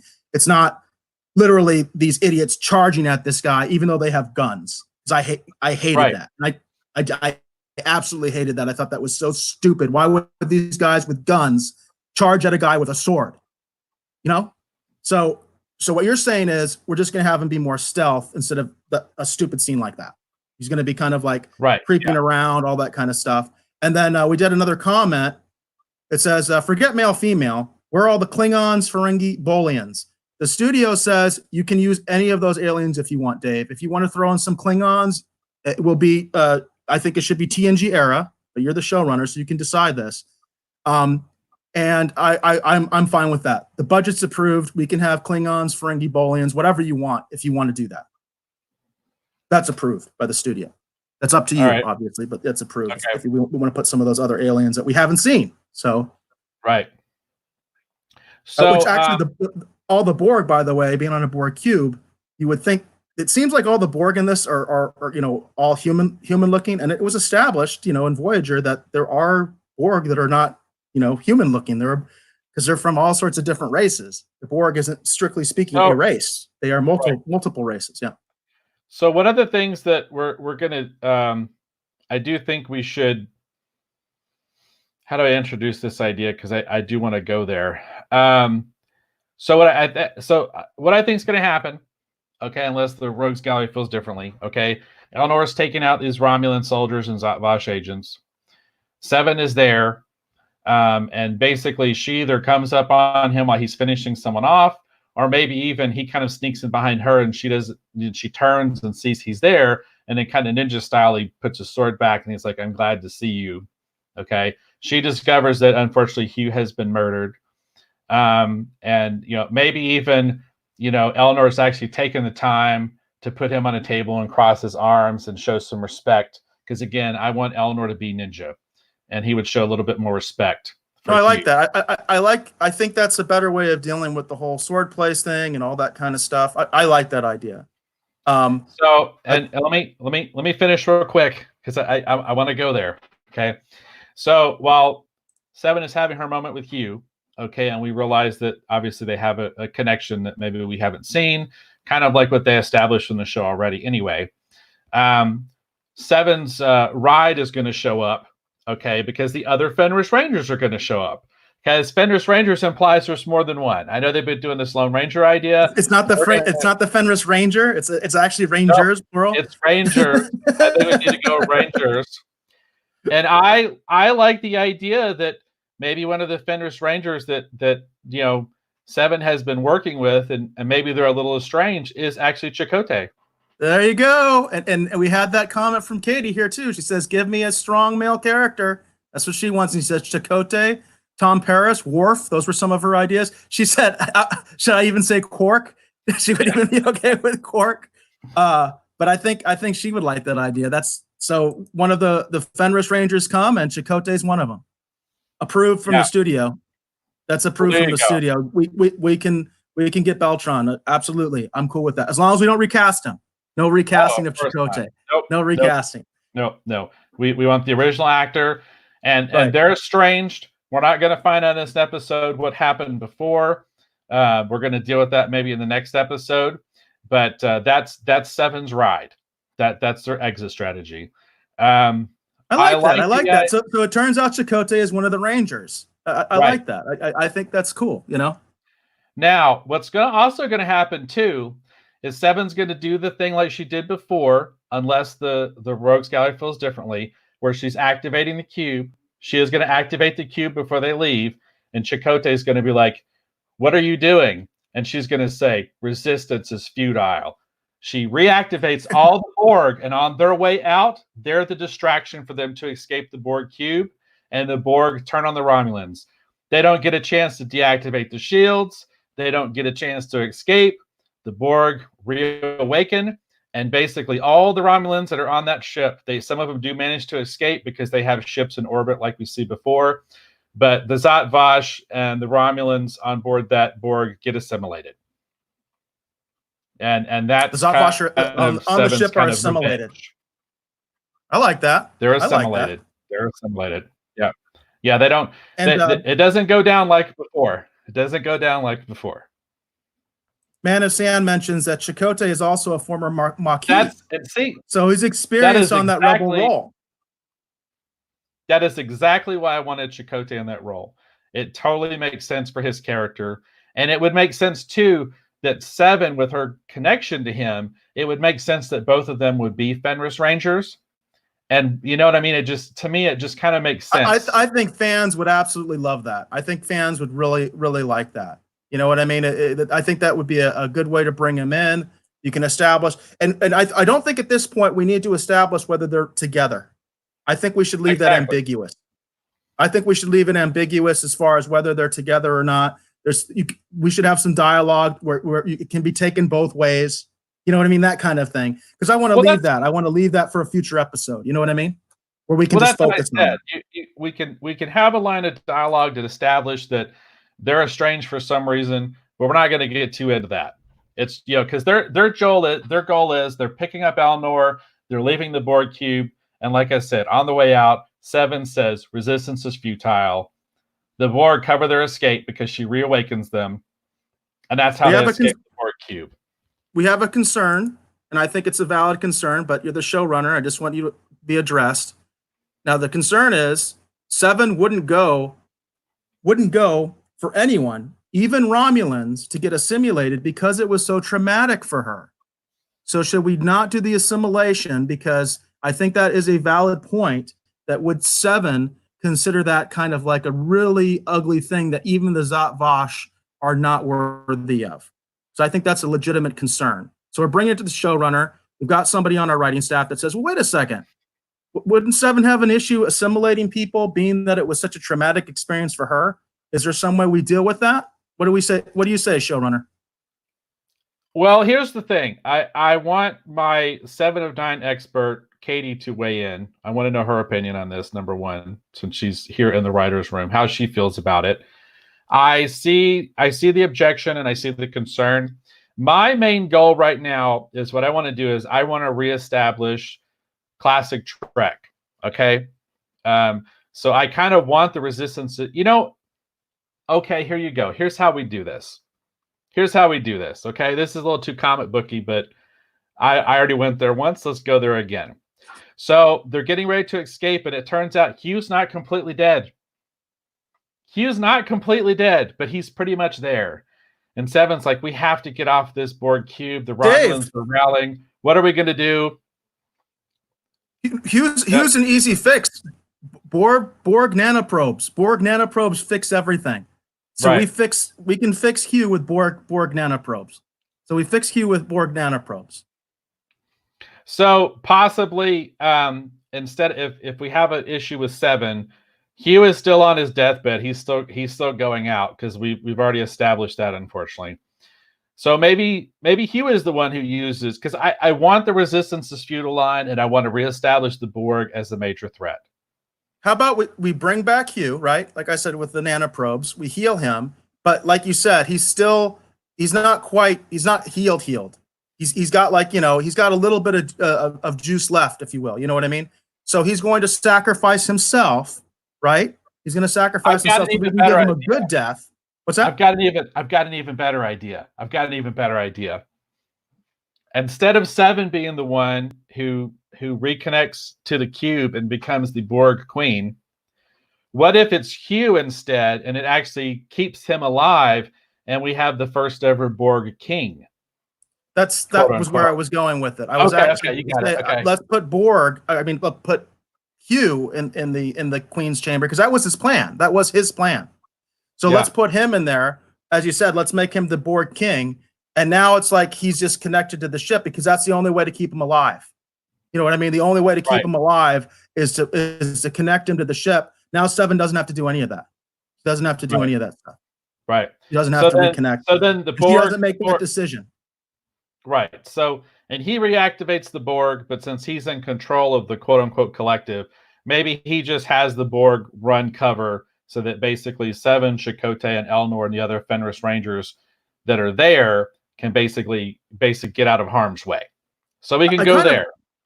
I would also say, with Hugh now being the Borg king, if you will, and the fact that they killed the XBs in front of him, I think his motivation for assimilating the Zat Vash is better. You know what I mean? I think we can establish a motivation there that Hugh was kind of taking revenge, avenging his fallen former XBs, and he just goes ahead and assimilates the Zat Vash. Yeah. So, but now he's stuck. He's stuck on the cube. He's stuck with the cube. That's the only way to keep him alive. You know what I mean? Right.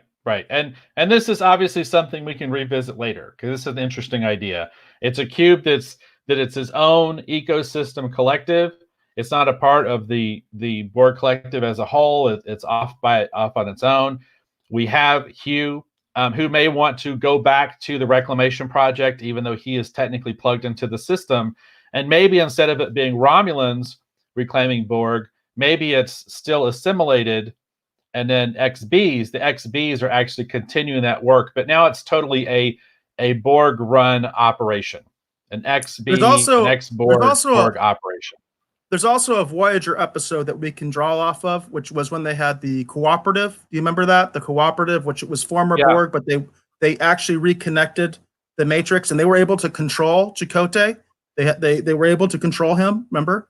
but they still retain their individuality. So we could go with a scenario like that too, where it's like they're not fully Borgified. But I personally really like the idea of Hugh being sustained by the ship, and now he's basically the ship. He's part of the ship. You know what I mean? Exactly. I think that would like be cool. that idea too.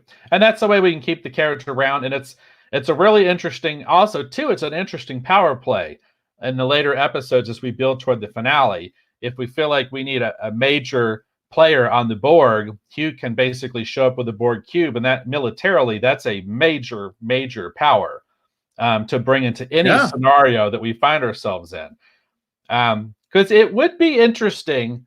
It would be interesting, since we're taking the show forward, it would be interesting to take all these different disparate ideas of man, machine, whatever, and show them in a different light, and actually have them, quote unquote, prove that, it doesn't have to always be bad, that it can sometimes be good. Yeah, absolutely. So the scene with Janeway and Picard is going to be inspiring. We're going to get someone that really knows dialogue. It's going to be a really good scene with the two of them. There's going to be warmth there. Everybody's going to be excited about seeing Janeway coming with this fleet. We're going to have a bunch of new ships. Studio is approving. I want to sell toys. I want to sell toys. You better make me some kick-ass new Federation ships for the next episode, because we're going to tease that. We're not going to show it in this one. You know what I mean? But for the next one, we're gonna design some kick-ass new Federation ships for Janeway's task force. And then we had another pitch here, which was, let's fix Ichev with Borg nanoprobes while we're at it. My suggestion is we will do that, but on a future episode. That's my suggestion. We will get there. We will get there. We will fix Ichev. I promise you, we'll fix Ichev. But I don't think I think that's too much for this episode. You know what I mean? That's my opinion. And also, I'm not sure, as the studio, I know that we remember we kind of screwed Manu. So I've got to patch that up. I've got to send some people to him and tell him that we're very sorry. That was the previous regime. You know what I mean? And we got a new showrunner. He wants to bring you on the show. So we got to work on that. Okay. Does it sound feasible, reasonable? We got to work on that and make sure that we treat Manu right, because we kind of screwed him. He might be a little angry at us right now. So we'll fix this, but it's going to have to be a future episode. Right. Agreed. So we have. So what I think should happen is that, again, because Picard has been talking with, and Seven is aware of what's going on, because that's how she knew to go get Elnor, is because she's actually been following Picard and his crew, and just like she was when she originally showed up, and that we find out that they've actually kind of been working together, kind of maybe this whole time, and that so what we're going to have happen here is that Picard will send a message to Seven. We're heading to Deep Space 12. We're going to rendezvous there. Meet us there. Okay. So we're back on the ship. We need to do a little bit of explanation about what's going on. We need a reason that Rios left Starfleet. So that's kind of our next thing. While he's talking to Raffi, we need a reason that Rios left Starfleet.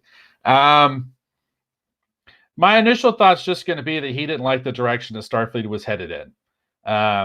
His ex-captain, the captain did not murder anyone and kill himself or anything like that.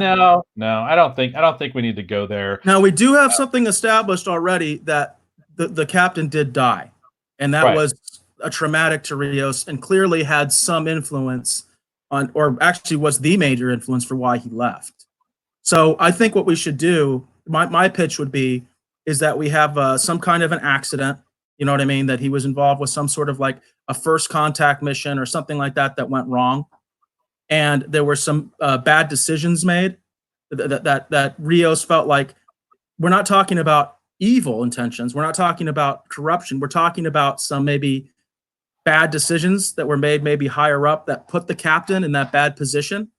And that's why Rios is kind of disillusioned, because that stuff happens. And people sometimes, this is a military organization, essentially. So you're going to have orders that were wrong sometimes, you know what I mean? Because people are fallible. And what I'm thinking, it was more of an issue of like somebody just made a bad decision and it got the captain killed. And that's kind of why Rios is so upset. You know what I mean? Because he knows if they had listened, if the captain had his own way, things would have been okay. But I'm thinking like somebody higher up kind of made a bad call and it got the captain killed. Well, let's go this way, okay? Because we've had this suggestion: where are the other alien races? Where are the Klingons? You know, where are the Bolians? You know, that kind of idea. What if this first contact with the synthetics or the synths that went sideways? What if it was more of a larger UN-style delegation at this first contact? What if they reached out to different alien races and said, we've decided to reveal ourselves. We are the descendants of the old ones, and so we're going to come back. We want to come into the universe and have relations with everyone, and we want to show you that unlike our former masters felt, we're not these evil whatever, and we want to commune, right? We want to commune and we want to reveal ourselves. Okay, so this UN delegation. Okay, Rios' captain is he's the head of the Starfleet delegation that's assigned to this mission. Okay, so we have a starship. Okay, are we revealing this through a flashback? Is that what we're doing? Are we going to have a scene with Rios and Starfleet? Yes, of course. Show his ship. Yes. Do you want to show his ship? Because you need studio approval to show the ship, because that's another design. I would like. So, I would like to. What I want to do is I want to show classic style. Updated, maybe some newer designs, kind of here and there. But I want to show some classic Trek ships. I want to show them all coming together, so that when you see this scene and we do the flashback and you see this scene, you've got the ship, the Federation ship with the dun, dun, dun, dun, dun, dun, the Starfleet ship. We get the classic theme, but then we also have the dun, dun, dun, dun, dun, dun. There's the Klingon delegation off. You know what I mean? Like, I want to have classic Trek kind of on display. Newer, maybe some new ships here and there, but it's kind of more of a Federation delegation. But maybe there's some other races there too. Yeah. How do we think that's a good idea? The stream kind of went bad for me for a second, so I didn't hear the last part of that past the delegation. Yeah. We have the delegation. But I haven't gotten to how is the captain killed, or what happens to the captain that kind of made Rios, kind of disillusioned and leave. Well, here's what happens. Okay, the synths don't only contact Federation homeworlds like Romulans, Klingons, obviously Earth, or the Terrans. But they also contact other races and other planets too. So in this same delegation, we have a Romulan battle cruiser, okay, and it turns out that this is just full of nothing but Zhat Vash. And the unfortunate incident that gets Rios' captain killed is sort of a series of bad decisions, and maybe a little bit of hesitation on what we need to do, actually coming from Commander O, okay? And so Commander O is, again, working against everyone, and then we have a whole ship full of nothing but Zhat Vash, and it's the Romulans that caused this UN first contact thing to go completely bad, and it costs Rios' captain his life, and maybe the ship gets destroyed. Like the whole thing just goes completely sideways on everyone, because the Romulans kind of just, do this thing, and it goes bad. It goes really bad, okay? But Commander O is the one who kind of makes the bad decision that costs Rios' captain his life, and also the ship. And maybe even it's one of those things where they look for a scapegoat and they blame Rios. Rios is the scapegoat. Right. And so he gets drummed out of service. We do have another pitch from the Rogues Gallery. I'm not exactly sure how serious this pitch is, but this is another idea for Rios. Completely different direction. Rios did the Jaeger loop with Wesley Crusher and got kicked out of Starfleet. Well, we want to establish he was in Starfleet for a little while, so maybe that's Maybe that's going too far back. Now you could say that maybe he was in Starfleet with Wesley and he was part of that group. But I don't know if we're going to get into that. That's like the whole Chakotay 7 thing. I don't know if we need to get into that right here. Because that's an awful lot of baggage for this episode. Yeah, I think that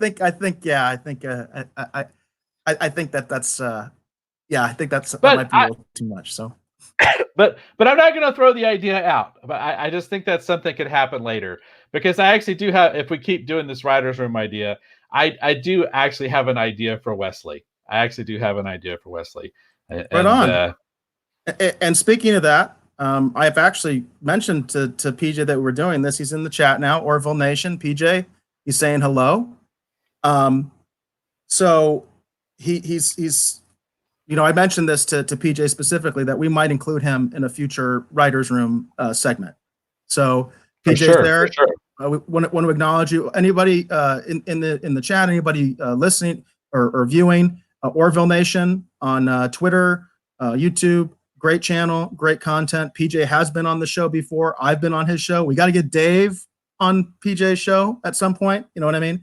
We're working on that. So, but yeah, we would like to include PJ in a future segment of the Writers' Room. I think this has been pretty fun, actually. And I like some of the comments and some of the ideas that are being thrown around and everything. And I think this could be a lot of fun as continuing this segment.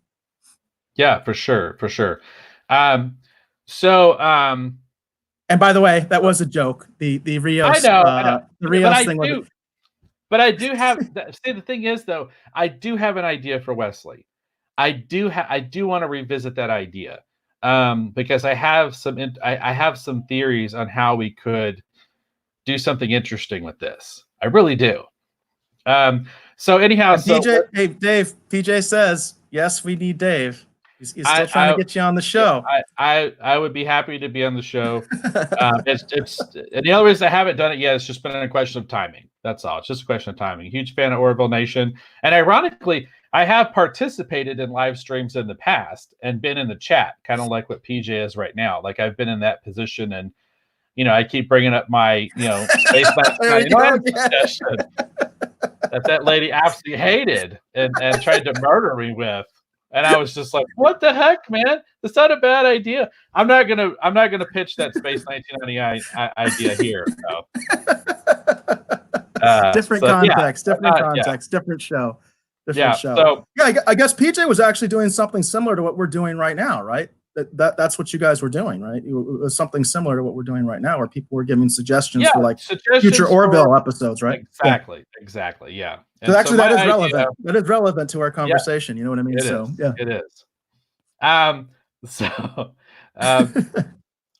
say so. Anyhow, let's get back to our thing here, because we've still got some more things we want to cover tonight, and we're already 1 hour 42 minutes. I think we covered the show. I think we did. This was our test run, everybody.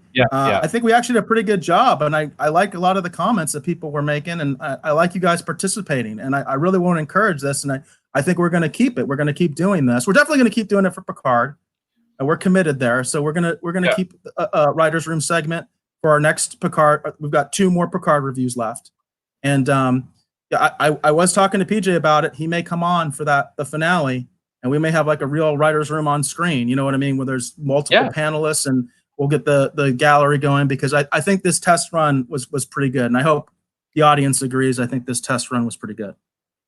I think it's fun too to be able to thread ideas and kind of see the show in a different light, because there's so many. Obviously, there's so many different choices they could have made. But I like where our show leaves off a little bit better, because our fixed show basically leaves with the Fenris Rangers, 7-inch Chakotay together with Elnor. I think our episode is going to would have been so exciting, because we've got the Borg Cube, we've got the Fenris Rangers, we've got Janeway's task force. Can you imagine how hyped people would be right now with that kind of that cliffhanger? And now they're all going to meet up with the big fight with the Zhat Vash. You know what I mean? So we've got this massive buildup. We're going to Deep Space 12. We can see what that's like. You know what I mean? We've set up some good stuff. I think we set up some good stuff. Yeah. You didn't let me hit my high point, though.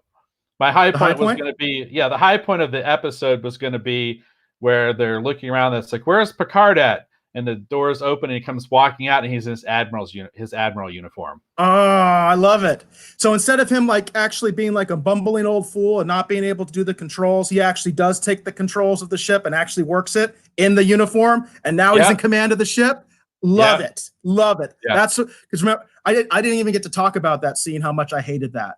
Making him, and it's one of those things you can tell.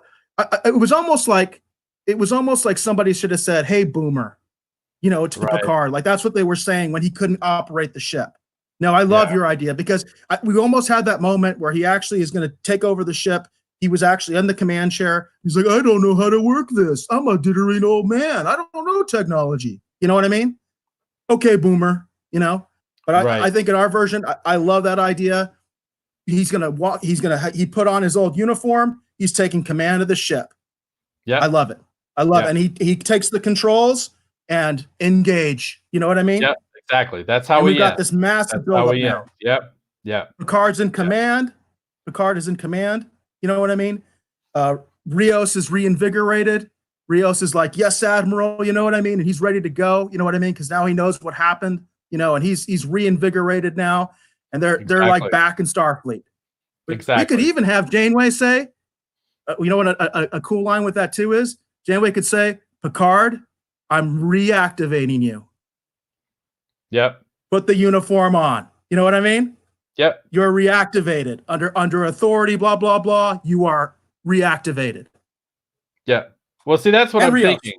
That's what I'm saying. Both of them. So, I love it. Yeah. Cool. All right. So I think that's good. Actually, for our Picard review, make it so. Very good. Make it so. So I think that's good for our Picard review and actually our trial run, our test run here for the writer's room. Obviously, we hope all of you are going to stay with us as we go on further into the episode here. But definitely, we're going to continue and experiment with this format. I think it was a lot of fun. I think everyone had fun. I hope all of you enjoyed it. And this will be a fun thing to revisit as we kind of do, obviously, the next several episodes, obviously headed towards the finale of this season of Picard. And I think eventually we can do it on other movies, TV shows. We can have a lot of fun with this segment. I think so too. I totally agree. So if that sounds good, I guess we should move on to pop culture news. Yes, we should. All right. So did you have anything for pop culture news, Dave? I do. I have a couple of fun things. I don't want to get too much into what's going on in the world today. I think most of our viewers or listeners have probably heard some of the craziness. So I don't want to get too far into it, just because it is affecting other things. I think everyone's aware that Black Widow has been basically indefinitely postponed. There's a lot of things that are going to be going on. Good night. Looks like we have someone leaving the chat there. Okay. Good night. Yeah. Oh, she's in DC. That's right. Good night, folks. It's almost midnight in DC. Good night. I had fun. Thank you for coming to the show. Thank you for coming on the show, and thank you for contributing and commenting. We really appreciate it. We appreciate our viewers and our listeners a lot, and especially when you chime up and you join the chat. So thank you for coming. Very fun. Thank you. And I did like the Rios joke. I thought it was funny. That was a funny pitch. So. I think there's something there, but I don't know about the Jaeger loop, but I have an idea for Wesley. So, and I think Will Wheaton might enjoy being on the show more than commenting about the show. But that's just me. So as we get into our pop culture news segment, I just want to, obviously I know that we're aware a lot of the things that are going on. I don't want to get too much in the negativity. So what I have actually for my first pop culture, I think Katie took off too, but she said thanks for another understanding review. Live long and prosper. So yeah, Katie, thank you for joining us. We really appreciate that and commenting and stuff. So yeah, we definitely do. So what I want to talk about here is I just found some fun things here real quick. So this is something that was interesting that actually broke a little bit earlier today. So some people are aware of, I think his name is George Miller, the gentleman who's behind the Mad Max movies. At one point was actually going to be doing a Justice League movie. I know there's been a lot of talk about the Zack Snyder cut and the Zack Snyder Justice League movie, obviously. But he was actually going to do a Justice League movie. And one of the people cast actually to be in that movie was Armie Hammer. And Armie Hammer has been in a bunch of different things. I think his big thing was that really kind of broke him in a big way was actually being in The Social Network. And he played, was it the Winklevoss twins? I think he played both of those characters. But he's a good-looking dude. He's a very talented actor, and he had actually been cast to actually play Batman in this Justice League movie that they were developing. Now, what's interesting about this is they're actually making a documentary about that aborted or not going to happen now Justice League movie. And so things have been starting to come out more and more about what was being developed and what was being created for this Justice League movie that move forward. So this would have been Armie Hammer's Batman cowl for his costume, and I thought this is interesting. Now I don't have the link up at the moment just because I noticed that whenever I have too many links open, I have issues actually on my computer, which can sometimes contribute to some of my slowdowns and stuff. They're working on a documentary, and this is actually from Heroic Hollywood. I'm going to read you some information here just real quick in conjunction with this story. So if you're interested, check it out. It's actually on Heroic Hollywood. Says no new photo reveals Armie Hammer's Batman cowl from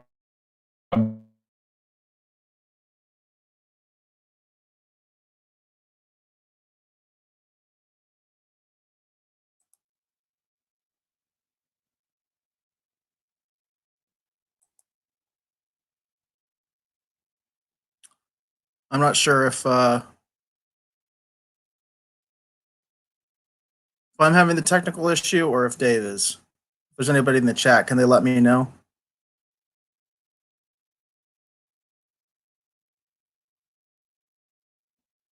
Because Dave is completely frozen on my screen.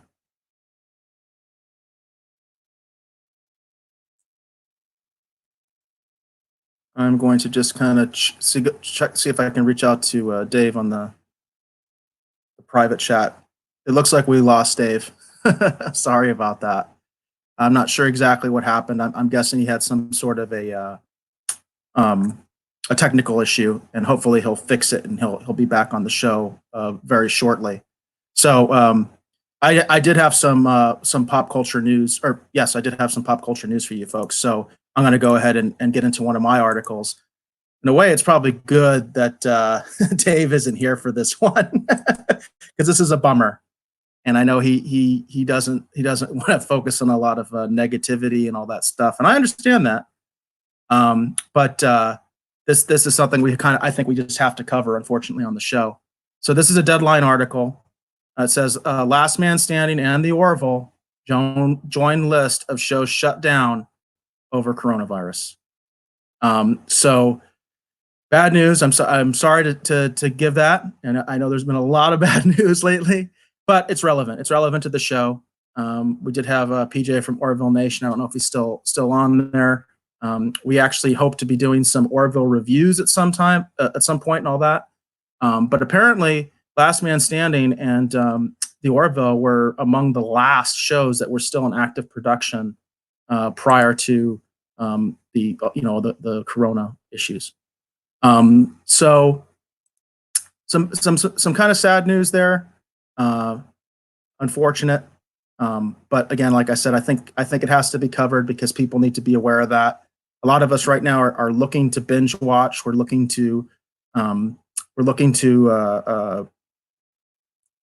for streaming content and stuff like that. We want to watch TV, watch movies. Unfortunately, a lot of the new material, is being postponed. So that's the latest from Deadline there, that the Orville and Last Man Standing are both being postponed. And I apologize if I seem a little discombobulated, because this has never happened where Dave has lost the stream before. So hopefully he'll be coming back soon. He hopefully maybe he'll reach out to me on my phone or something like that. All right, so okay, Bobby, you were saying that it's raining pretty hard tonight. I don't know where you're at, Bobby. We've had some rain over here in Arizona as well, so it's been pretty wet actually. So I don't know if you're in the state as well, but yeah, it's been unusually wet here. So I'm going to continue with some pop culture news, because I do have some additional articles that I can talk about, and hopefully Dave will be able to fix his situation there with his Wi-Fi or whatever. If he isn't able to, I'll probably just stop with the news, because I don't want to do the Flash Gordon review without Dave. I don't think that would be appropriate, but I think I can go ahead and do some news for you guys of some articles that I picked. So let's see here. And I think he might be contacting me too. So just give me a moment.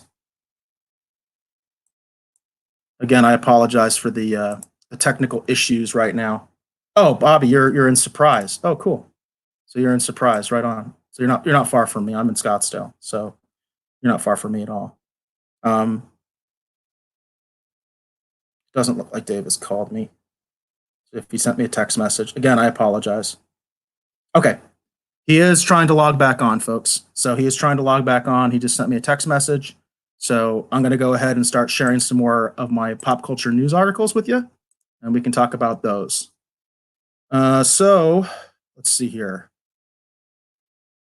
A lot of this is actually a lot of my news was actually for Streaming Wars. And I'm not sure if I want to move on to Streaming Wars, if Dave is going to be able to come back. Here we go. Here's an interesting article. And this is a pretty recent article. This is from Cheat Sheet. And it says, the headline of the article is, George Lucas won't be giving his fortune to his kids. A kind of interesting article. So the article says, every parent wants their kid to grow into a successful and happy adult, but we don't all agree on how best to make that happen. Star Wars creator George Lucas wanted to give his children the best future by not giving them an easy start. And what's interesting about this, looks like Dave's back, by the way. What's interesting about this is that basically what they're saying, and I didn't heard this before. And Dave, I know you got interrupted, but maybe you can still react to this. But George Lucas, I didn't realize mostly what he's doing is he's putting his money into education. He's taking his vast fortune, because George Lucas is a billionaire. He's taking his vast fortune, and he's actually going to be using most of that money for education, and says he's not going to give most of that money to his kids.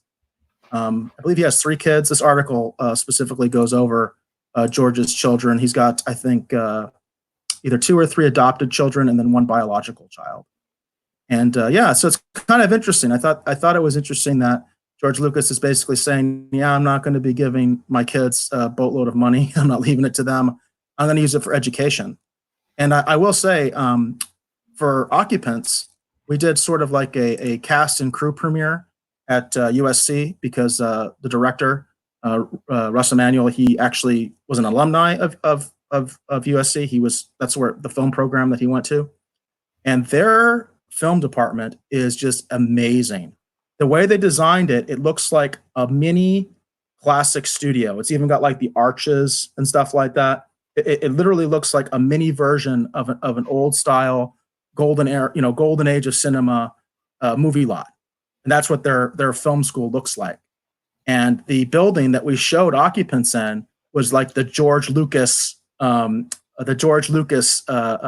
screening room. And the other screening room was the Steven Spielberg screening room. And my understanding is George Lucas paid for all that. That's why it's so awesome and all that kind of stuff. Like, he basically spared no expense. So I thought this was interesting.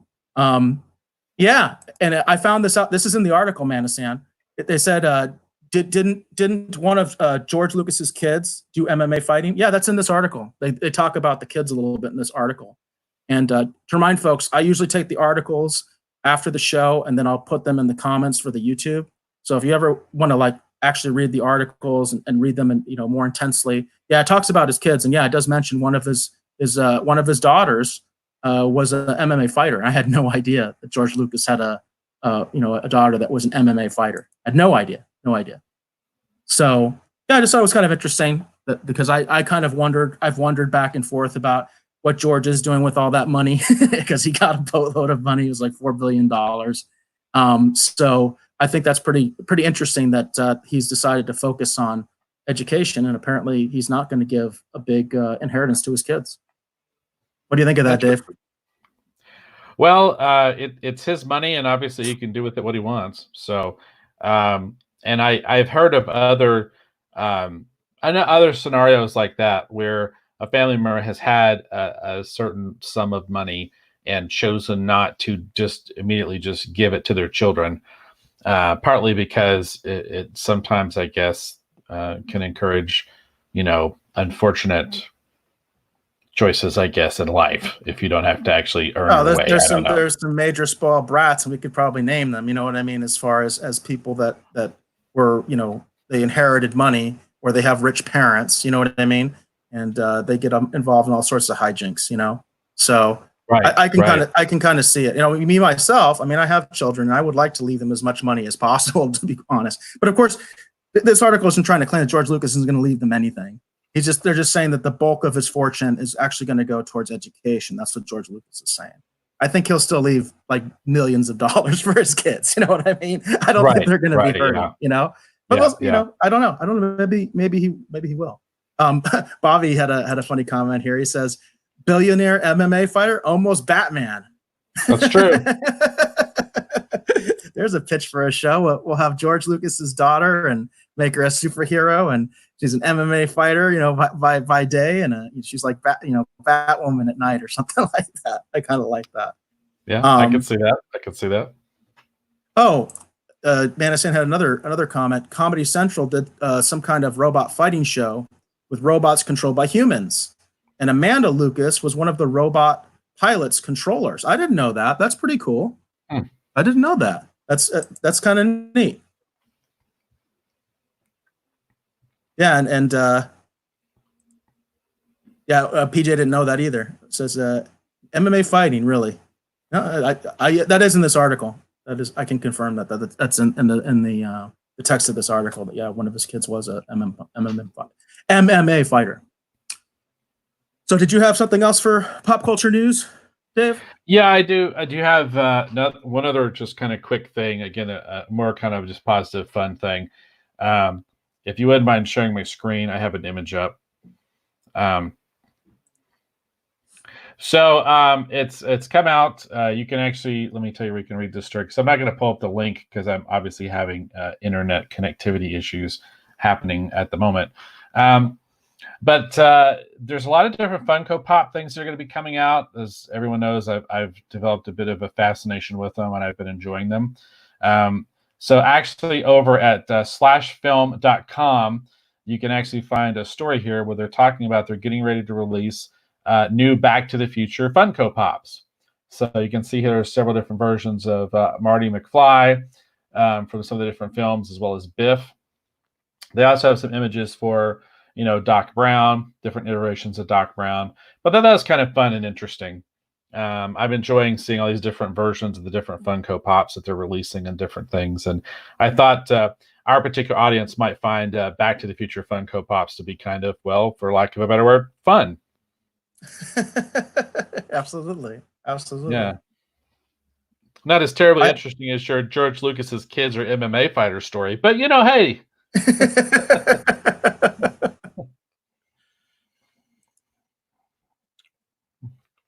What's interesting too is that Nana San brings up that Comedy Central show, and it makes me think of the. Did anyone ever see that B movie, Robot Jocks? Anybody familiar with that sci-fi movie, Robot Jocks? I'm familiar with it. Like, I think I don't think I actually saw it. I think that I heard of it. Like I've seen that. Like I've seen it. I think like in a store or something like that. That's what I'm thinking. But like I didn't actually get to watch it. It had the same actor who played one of the leads in Alien Nation. I can't remember the actor's name, but then he also played, was it Saval from Enterprise? It looks like Bobby saw it. He said, yes, Robot Jocks was awesome. Yeah. So I just thought that was interesting because Man and Sam was talking about that immediately. It immediately made me think of Robot Jocks. For those who might remember it, I feel like we're the one show where I could throw out Robot Jocks, and I felt someone would have seen it and know what I'm talking about. So that's pretty cool. It's pretty cool. Yeah. So that's pretty much. Go ahead. I have a story here that I think we can go over really quick, and it's along the same lines of what you just talked about. There's a Baby Yoda and the Mandalorian figure set unveiled by Hot Toys. This is a comicbook.com article, a real recent one. But here's some images of this is the actual toy right here. You can see the little Baby Yoda. That's a lot of detail there. It looks pretty cool. But yeah, it's Hot Toys. They're coming out with one of these. They do, I guess, like more high-end toys. I don't know. Do you have any Hot Toys, Dave? Yes, I do actually. So this is the Mandalorian, and look at this. Look at this, Dave. You got to look at the screen. Look at this. Look at that. No, yeah. It's awesome. Isn't that precious? Yeah. Well, I was just gonna since you were talking about Hot Toys, I figured I would. Let me get your screen up. Very cool. Look at that detail. It makes some good stuff, huh? Yeah, these things are amazing. I have an Adam West Batman, and I actually have a Michael Keaton Batman from Batman Returns. We'll get him on camera here for a brief cameo appearance. So, yeah. There's a couple of them sitting over here. The detail is just amazing on that.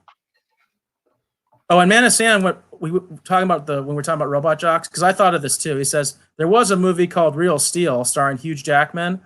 The Comedy Central robot fighting show came out soon after that, and I liked that movie quite a bit. I actually did enjoy that movie quite a bit because it's a very positive father and son kind of relationship and everything like that. And I like Hugh Jackman generally as an actor. And Bobby figured it out. It was Gary Graham. Gary Graham. That's it. Yes. And yes, he was on Enterprise. And I think I used to watch Alien Nation as well. So yeah, I think Saval was his character's name, wasn't it? The Vulcan ambassador. That sounds Saval. right. He was the Vulcan. He was the Vulcan ambassador to Earth. And I've met Gary Graham before. I met him at San Diego Comic-Con one year, and he was there with Eric Piermont, the other detective, the alien detective from Alien Nation. Yeah. He was also in Star Trek. He's in an episode of Star Trek of Deep Space Nine. He plays a starship captain. And I met both of them, and it was really kind of cool just to talk to them and everything like that, because they were just sitting there in the sales pavilion at San Diego Comic-Con and didn't have a big line. And I just kind of talked to them for a while. So that's cool. Gary Graham, I think, is a real. And Gary Graham was at Star Trek Vegas this last year too. And the year before that, he was there with his band, and he was in the stage band. So like when they were doing like little music intros and kind of introducing people, kind of like late show style. His band was the one playing the music. That was 2 years ago. So I have some Gary Graham stories. I think he's a pretty cool guy. I don't claim to know him personally, but I've interacted with him before, and he was very, very nice. Very, very nice to me. That's cool. Very cool. Very cool. That's all I have for pop culture news. Like I said, there's a lot of other stuff we could get into, but I just felt like with what's going on, it'd be fun to focus more fun, positive kind of thing. Well, it's kind of funny, Dave, because I had a bummer article and you missed it. So. Oh, okay. Well, good. I could say I have nothing to do with that. Yeah, I had a bummer story. So. Yeah. So you want to move on to streaming wars? Yes. Let's go ahead and move into streaming wars. So, and again, my graphics are a little hokey here because I'm still kind of getting everything reset. So on the streaming wars segment, for those of you who may be new here to the show, on the streaming wars segment, we talk about interesting things that are happening in the world of streaming, whether you want to talk about Netflix or Disney Plus or the Peacock, whenever that decides to finally show up, or you want to talk about HBO Max, whatever the interesting streaming service that you want to talk about, whether you want to talk about some of the free services like Pluto TV or whatever. That's actually where we discuss this and what's happening in the world of the streaming wars. So tell me, Eric, what do you have for this episode's streaming wars segment? All right, let's get into this. So there's been sort of this push and this a lot of buzz with, especially with content creators, that this could be the golden age of streaming. I'm very much of the mind that even in a crisis, you got to find the silver lining. And I said this on a previous show. Successful people don't just survive a crisis; they can thrive in a crisis. They can actually make their fortune in a crisis. It's just the way it is. That's how a lot of people become successful, because they see opportunities and they go for them. So this is an Indiewire article, and it says streaming wars: which companies are built to endure coronavirus delays? It says Disney accelerates the streaming timeline with Showtime, while Showtime and Netflix plan for the future. So what's interesting here, and you can see this picture right off the bat, this is Frozen 2, okay? So Frozen 2 was just put on Disney Plus. And what I think is going to happen is a lot of these streaming services are going to go ahead and they're going to start putting content out on their streaming service, content that they would hold on to, or content that they might even, we're even getting to the point where it sounds like there might be some movies that are released on streaming platforms instead of the theaters. And of course, the longer that theaters are shut down, because theaters are shut down in many communities now, Harkins, our big local chain, has shut down. So this is going to be a path forward for a lot of these studios and companies. It's going to be a path forward for them with content that they're still sitting on, because we talked about there's production delays going on. That was my bummer thing, Dave, earlier. A lot of productions are being postponed, but they do have content they're sitting on. And this is stuff that, normally, might just get they might just release on like DVD, and they might just do on download platforms like iTunes and things like that. I think you're going to see a lot of these companies start doing this, where they're going to release content earlier on their streaming platforms, and content maybe that was never even meant to be on the streaming platform, they might put on there. The longer this whole situation, the longer that the Corona situation continues, I think you're going to see more people doing this. But there definitely is a problem as far as content. That's the biggest problem right now. Is a lot of productions are shut down. So that's sort of the unfortunate thing. I'm kind of wondering if, for instance, because my understanding is, for instance, like Wonder Woman is done, and would HBO Max be so bold to go ahead and put Wonder Woman on their platform when they come out with it? Because my guess is that they're working hard to get that platform up and ready early, because they can see an opportunity here and a way for them to make money, because they're going to be losing a lot of money right now. And streaming is a way to combat this, but you have the content problem, which is what's so nice for you and me. And that's one of the reasons I pitched the idea to some of our audience, if they want to try to get involved with streaming. This is the time to do it, because we can create this content like crazy. We can create content like crazy.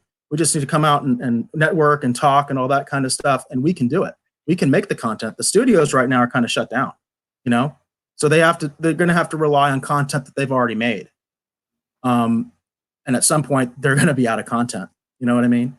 But they have the legacy content. They have all that legacy content. They have all that IP that they're sitting on. And there are plenty of Disney things that haven't been released on Disney Plus. For instance, a lot of the classic shorts have not been released on Disney Plus, which I think is crazy. There's so many shorts. I mean, that's all Disney did for years and years and years before Snow White was shorts. So there's tons of them, just like the Looney Tunes kind of stuff. And a lot of them are not on Disney Plus. So I think that you're going to see a lot of these streaming services are going to be looking to do that. They're going to dig into the vaults. They're going to look at some of this content that they're sitting on, movies that are finished. And I think they're going to look into the possibility of putting them on their streaming platforms.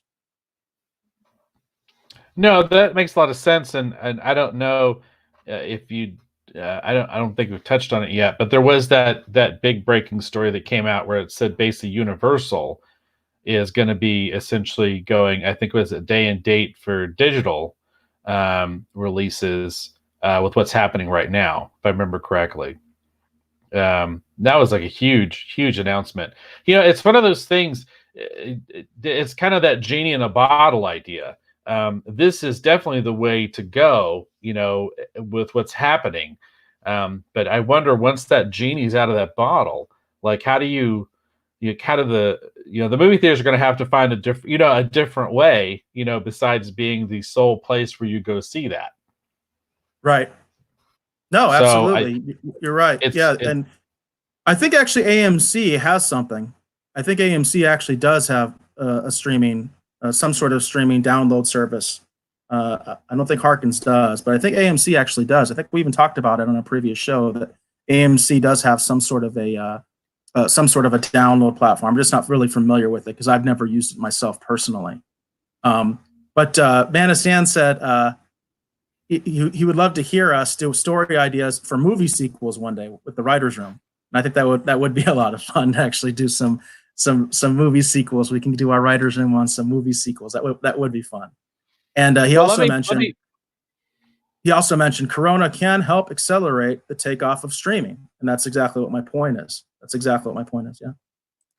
Well, Man of Stan, I do have this idea I want to pitch later for a direct to Hulu release for a basically finale story for Space 1999. But we'll get into that later. Oh, that would be that. There we go. That would be an interesting opportunity to do that in one of our writers' room episodes. So yeah, for sure. Yeah, I think that'll be a fun format. And again, as we expand that, we want to have people on. Like I said, I've already approached PJ about the possibility of him joining us for a writers' room. You know what I mean? So we're going to try to keep that going. And remember, we have that offer out there that if you are interested in diving into this and trying it out, reach out to us, and we'll try to see if we will have to come up with some sort of a screening process between me and Dave, but we'll figure it out, and it'll be fun. Yeah, I think so. And it's a good opportunity to do it, and part of the point of the Retro Rogues too is to kind of create a platform, where we can highlight Exactly. independent creators and the fun content that they're creating, whether it's a review show or a retro review show like we do kind of here, or even like a new, whatever it is. I mean, that's the whole goal of the Retro Rogues. So. And we do some narrative work as well. Like Dave, you have Red Skirts right now that you're doing. I'm currently involved with the production of a film. Actually, I'm happy to say that it's actually a concept trailer. I'm happy to say all the filming is done, so we don't have to really worry about putting people on set together and all those kind of concerns at the moment. We just have to get it edited. So so my studio, if you will, Bad Bob, we're actually kind of in a decent position there because we don't really have to shoot anything right now. But yeah, everybody's got to think about it, so. Very cool. I did have one thing actually for Streaming Wars. Let me see if I can get this to pull up on my screen over here without hopefully crashing my my whole setup here. So I thought this was kind of interesting. This is over at Gamespot.com. I guess Netflix is doing something what they're calling Netlfix Party, which I hadn't heard of. I don't know if anyone else is familiar with that. But basically what it says here is Netlfix Party lets you watch movies online with friends, mixing AOL chat room with streaming services. And I thought this was kind of an interesting thing. So basically says, this is Matt Elfring. Again, it's over at GameSpot. It says, everyone knows this. The need to socialize is a primary part of the human nature. So while the world practices social distancing, it is important to fill that void. Luckily, there is a Google Chrome extension that allows you and your friends to watch Netflix together without having to be in the same room. Netlfix Party is a simple-to-use extension that allows people to watch something together. So you can catch up on what's happening in your lives in the chat, while you are without having to be in the same room. But you could, I just thought it's interesting. I don't know if anyone's familiar with this. I am not, but I think it's interesting, and I'm wondering if there's some way we could use this. You know what I mean? To actually like watch something with our audience or something like that. Yeah, that's what I You know what thought I would mean? be interesting. Yeah, I thought it would be kind of fun maybe to think about this for trying at some point. It would be kind of an interesting way actually to watch the film that we do the retro review in advance of, so everyone could kind of. It would be But like it would I be don't know. like the Retro Rogue Theater. We would have a virtual theater. You know what I mean? It would be like the Retro Rogue movie theater. See, these are the kind of Yeah, ideas that are going to get us through all this. So, it, I think if there's potential for that, that would be really cool because we could actually, like I said, we could actually watch a movie with our audience and make it sort of like the Retro Rogue Theater, and we could have comments and all sorts of stuff. You know what I mean? So yeah, yeah. that'd be I think it'd interesting. be interesting. I thought it was something kind of cool. I And thought I would bring it up. So and Jane did mention, and that was kind of what I was kind of indicating through the article as well. Is not sure that if this is factual, but read that new movie releases would go directly to streaming, and that's what I'm thinking is going to happen too. I think the longer the crisis goes, the more that's going to happen. The more that's going to happen. And in fact, I think you sent me an article about Universal's starting to do that. yeah, Right? that's what I They're was taking saying. movies. Yeah, that's yeah.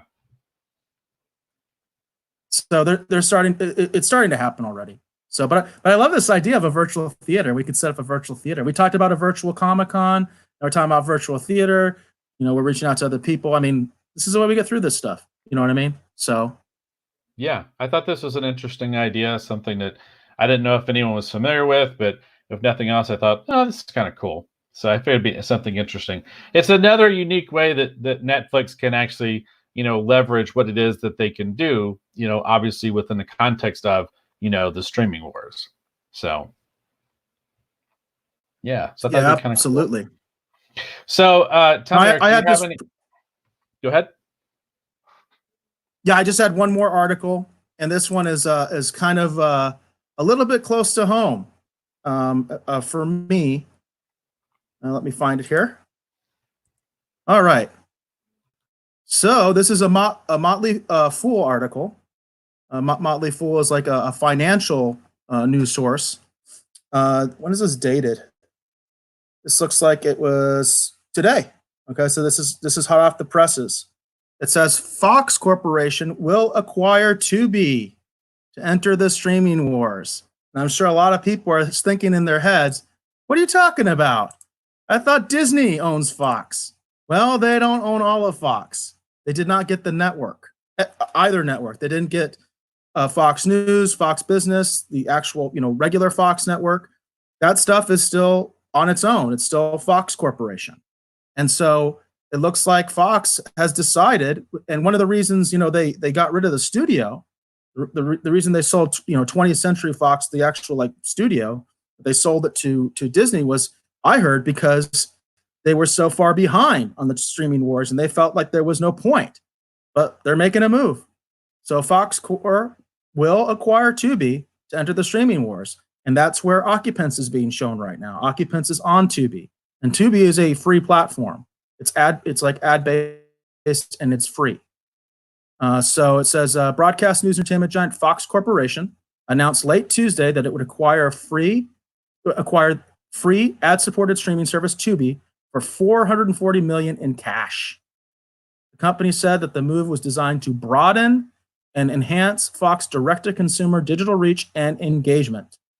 The deal is expected to close by June 30th. It says Fox, which emerged after the sale of 21st Century Fox assets to Disney, said it will continue to run Tubi as an independent service. So it won't be rebranded with the Fox logo. It won't become the Fox streaming service. So I thought this was really interesting. What do you think about this, Dave? Well, it sounds interesting. I think my initial thought is because I understood that that Fox, when Disney acquired them, they didn't acquire all of Fox. But it is interesting how basically, in a weird way, Fox is still going to somehow be competing against Disney, while in a different form than we would have thought. Yeah, that's the only thing. It's sort of like, the Fox as we understood it is gone, but at the same point, it still lingers on and is going to be a player in the streaming wars and an interesting sort of exit stage right kind of way. It's interesting. It's interesting. I hadn't heard anything about this, and I just assumed that the entities that still comprise Fox as we understand it, that those I just didn't see them having the cash nor wanting to make a play in the streaming wars. But it makes sense. Yeah, we had earlier reporting. We had earlier reporting where a lot of what we were hearing was that one of the reasons that 20th Century Fox was sold was because they felt they were so far behind on the streaming wars and that they couldn't catch up. That there was rumors that Disney's acquisition of Star Wars was kind of like the last nail in the coffin, and they decided, we can't compete. So it's kind of interesting to see them do this move.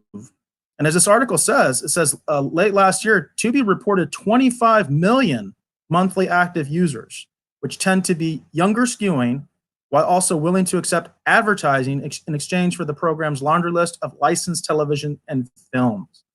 So again, remember, I actually have a film that I helped produce that is on this platform on Tubi. So I'm a big advocate of it because I want you to go watch Occupants, but I'm a big advocate of also because it's free. And I do think it's interesting that Fox has decided to do this. Obviously they felt they were behind as far as making their own streaming service. So they went ahead and just acquired somebody else's.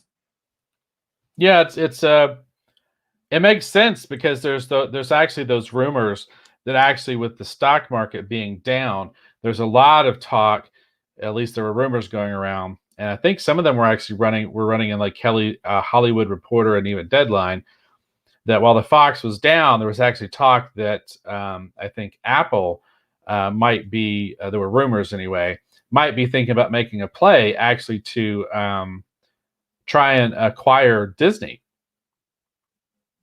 So, and it's weird because that's kind of my point. It's people know in a crisis, opportunity. You know what I mean? They know opportunity, and it would be amazing if that happened. In some ways, I think that story might be out there to kind of help Disney stock right now because it's been plunging. Because I use eTrader and I've been checking, and I'm getting close that I'm going to buy some Disney stock because it's getting so cheap, and it's pretty interesting what's going on. But I wonder somewhat about that story because we talked about it. You sent it to me and all that stuff, and we talked. I wonder if it's a little bit like a rumor that they're trying to put their stock up. But I could also see Apple doing this. You know what I mean? Like I said, smart people, successful people, they thrive in a crisis. You had even theorized that you thought that was going to be in a weird way that Apple could just sit back, that even with Apple Plus or whatever, that they might just sit back and let everybody have it out. So, but if they buy Disney, well, that their main competition is done. You know what I mean?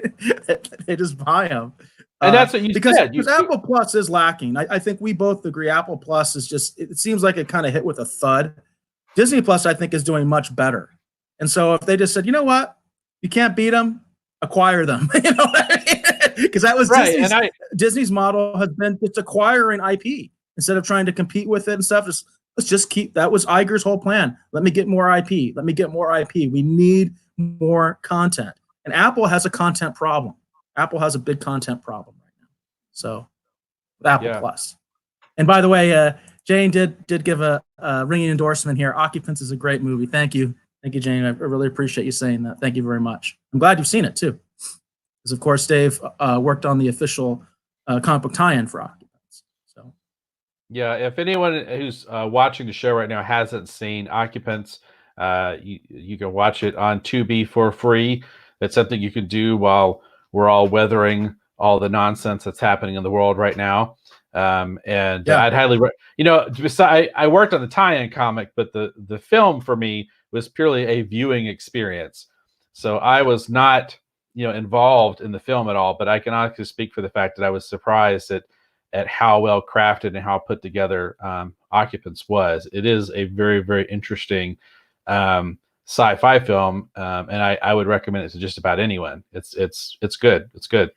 And Jane does have a copy of Yeah. the comic book tie-in, she says. Yeah. Well, I think she had a connection there, right?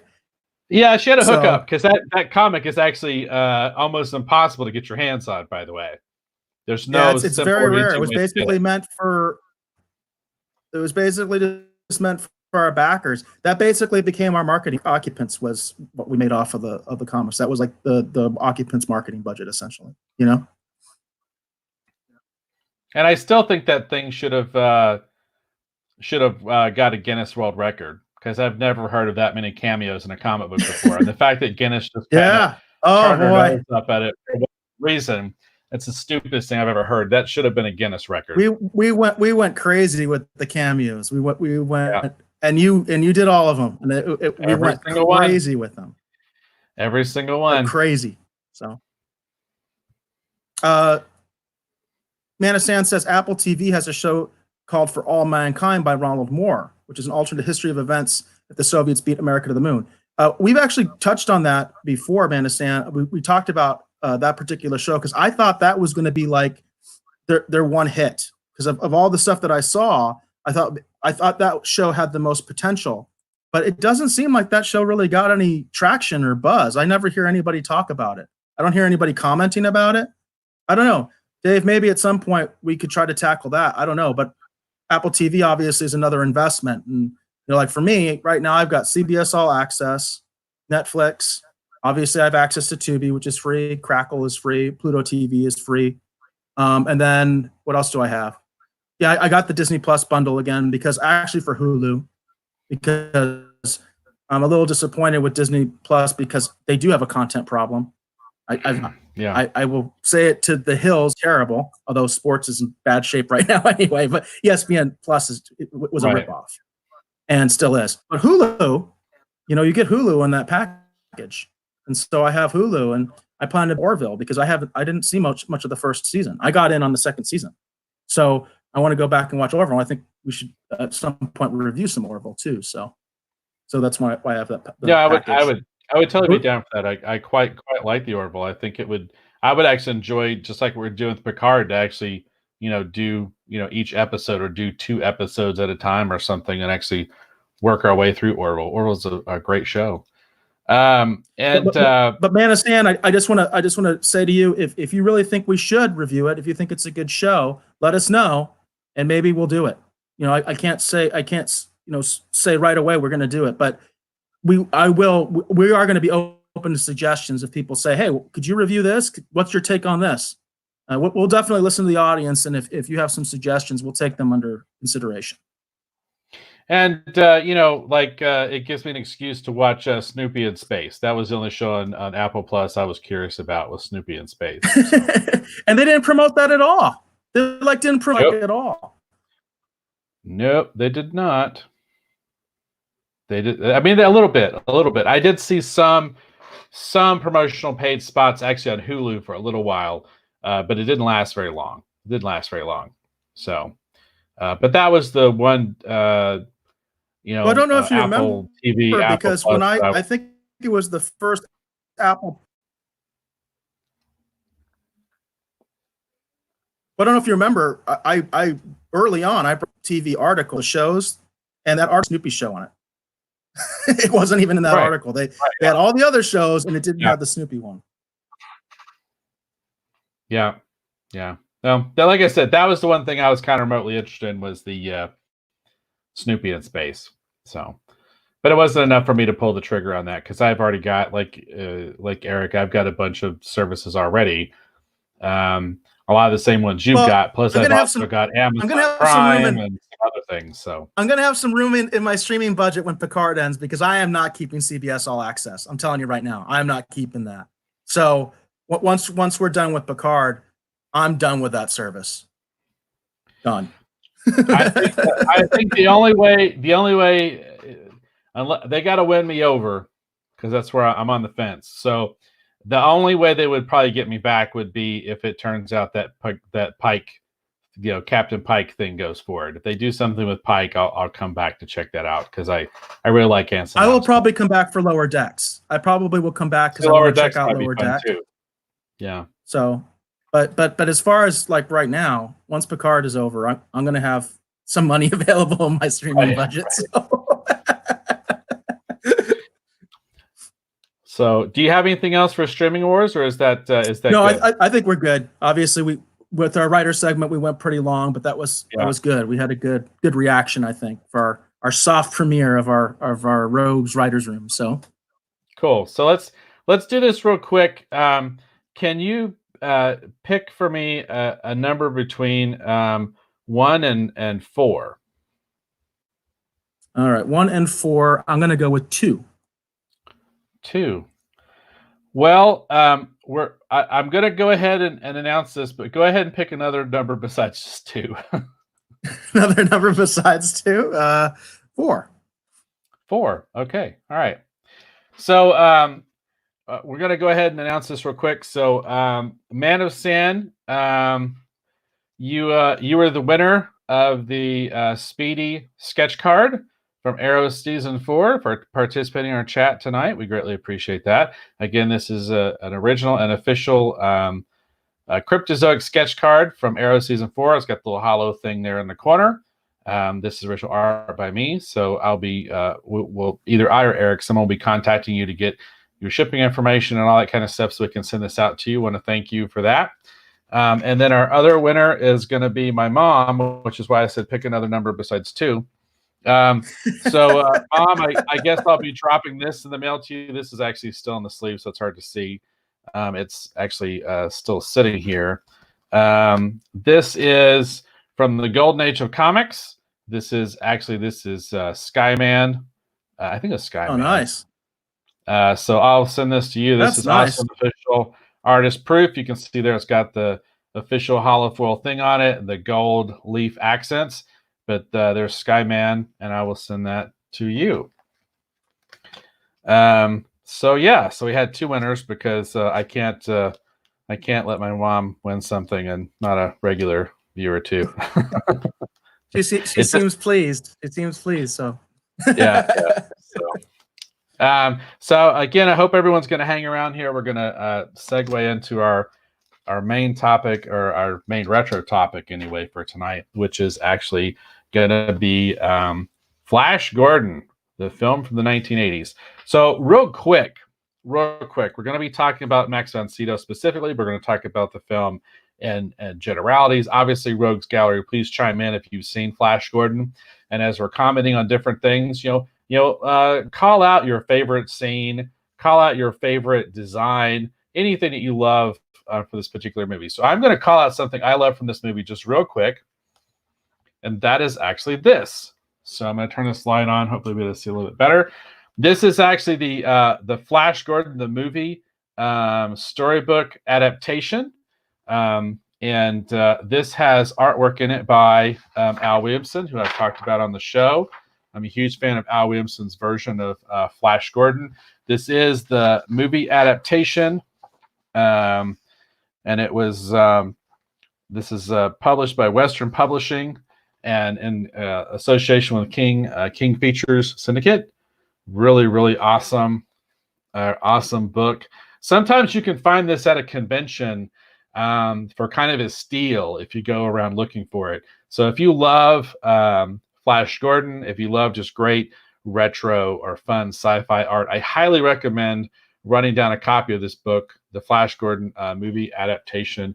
It's really, really good. And actually it is considered a golden book as well. So highly recommend this.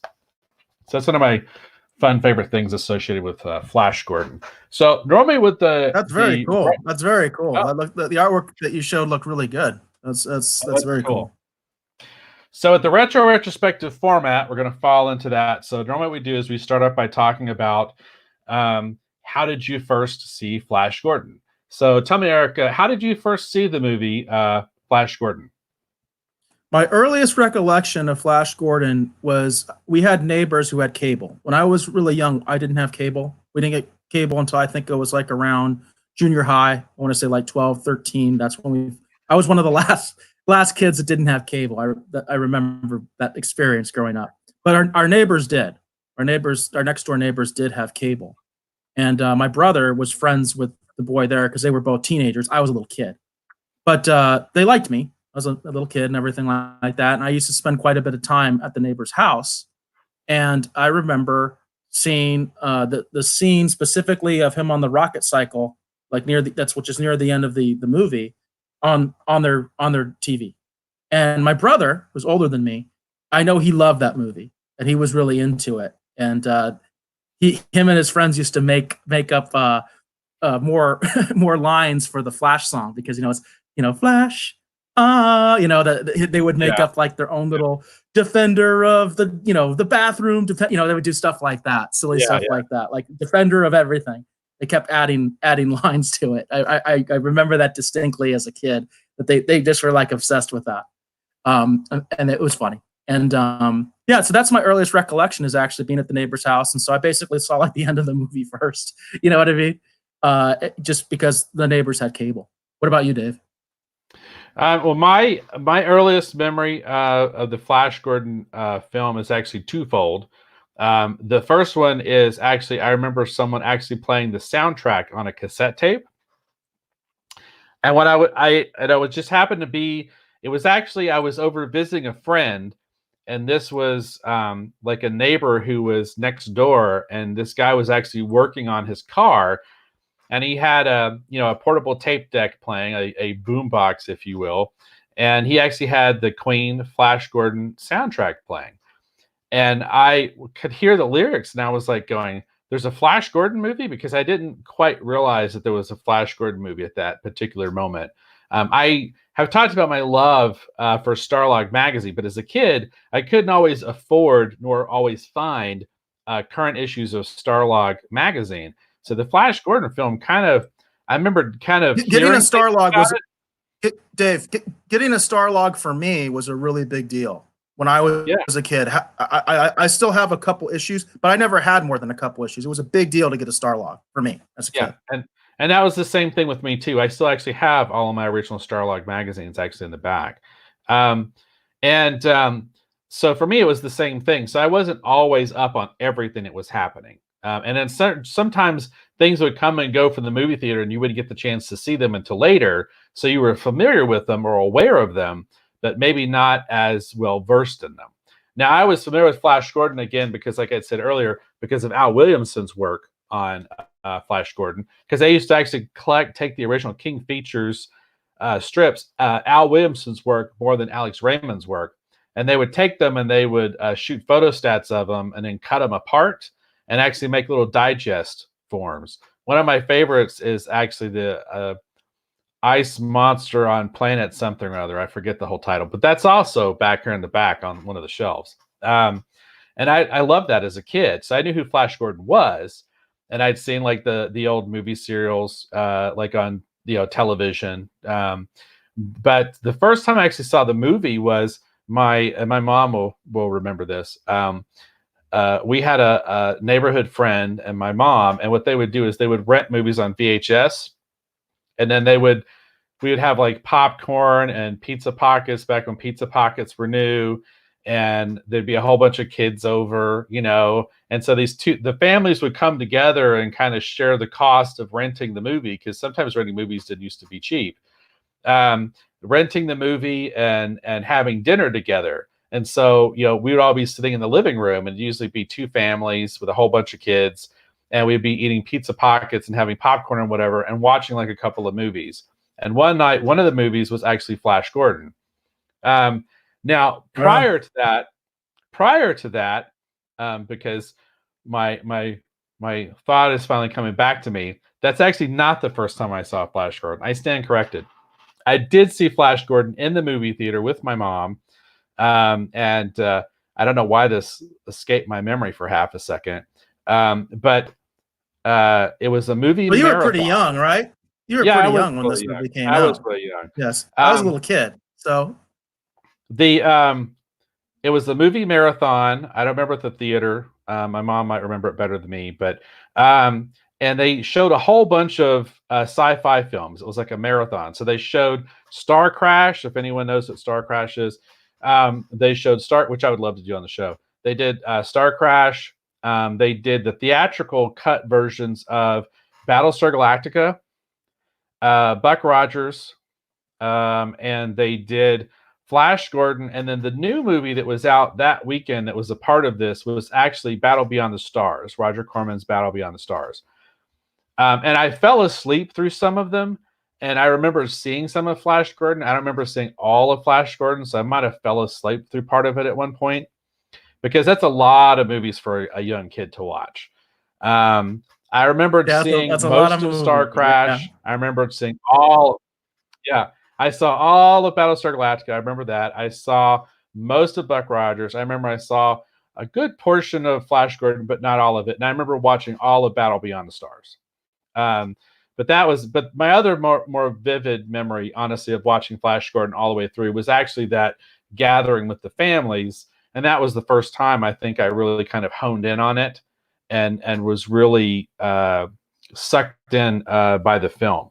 But I was familiar with who Flash Gordon was. But yeah, no, my first experience actually was in that movie marathon. Now that I remember, I was like going, wait a minute, that doesn't quite ring true. But those are the two times I remember seeing it as a young kid.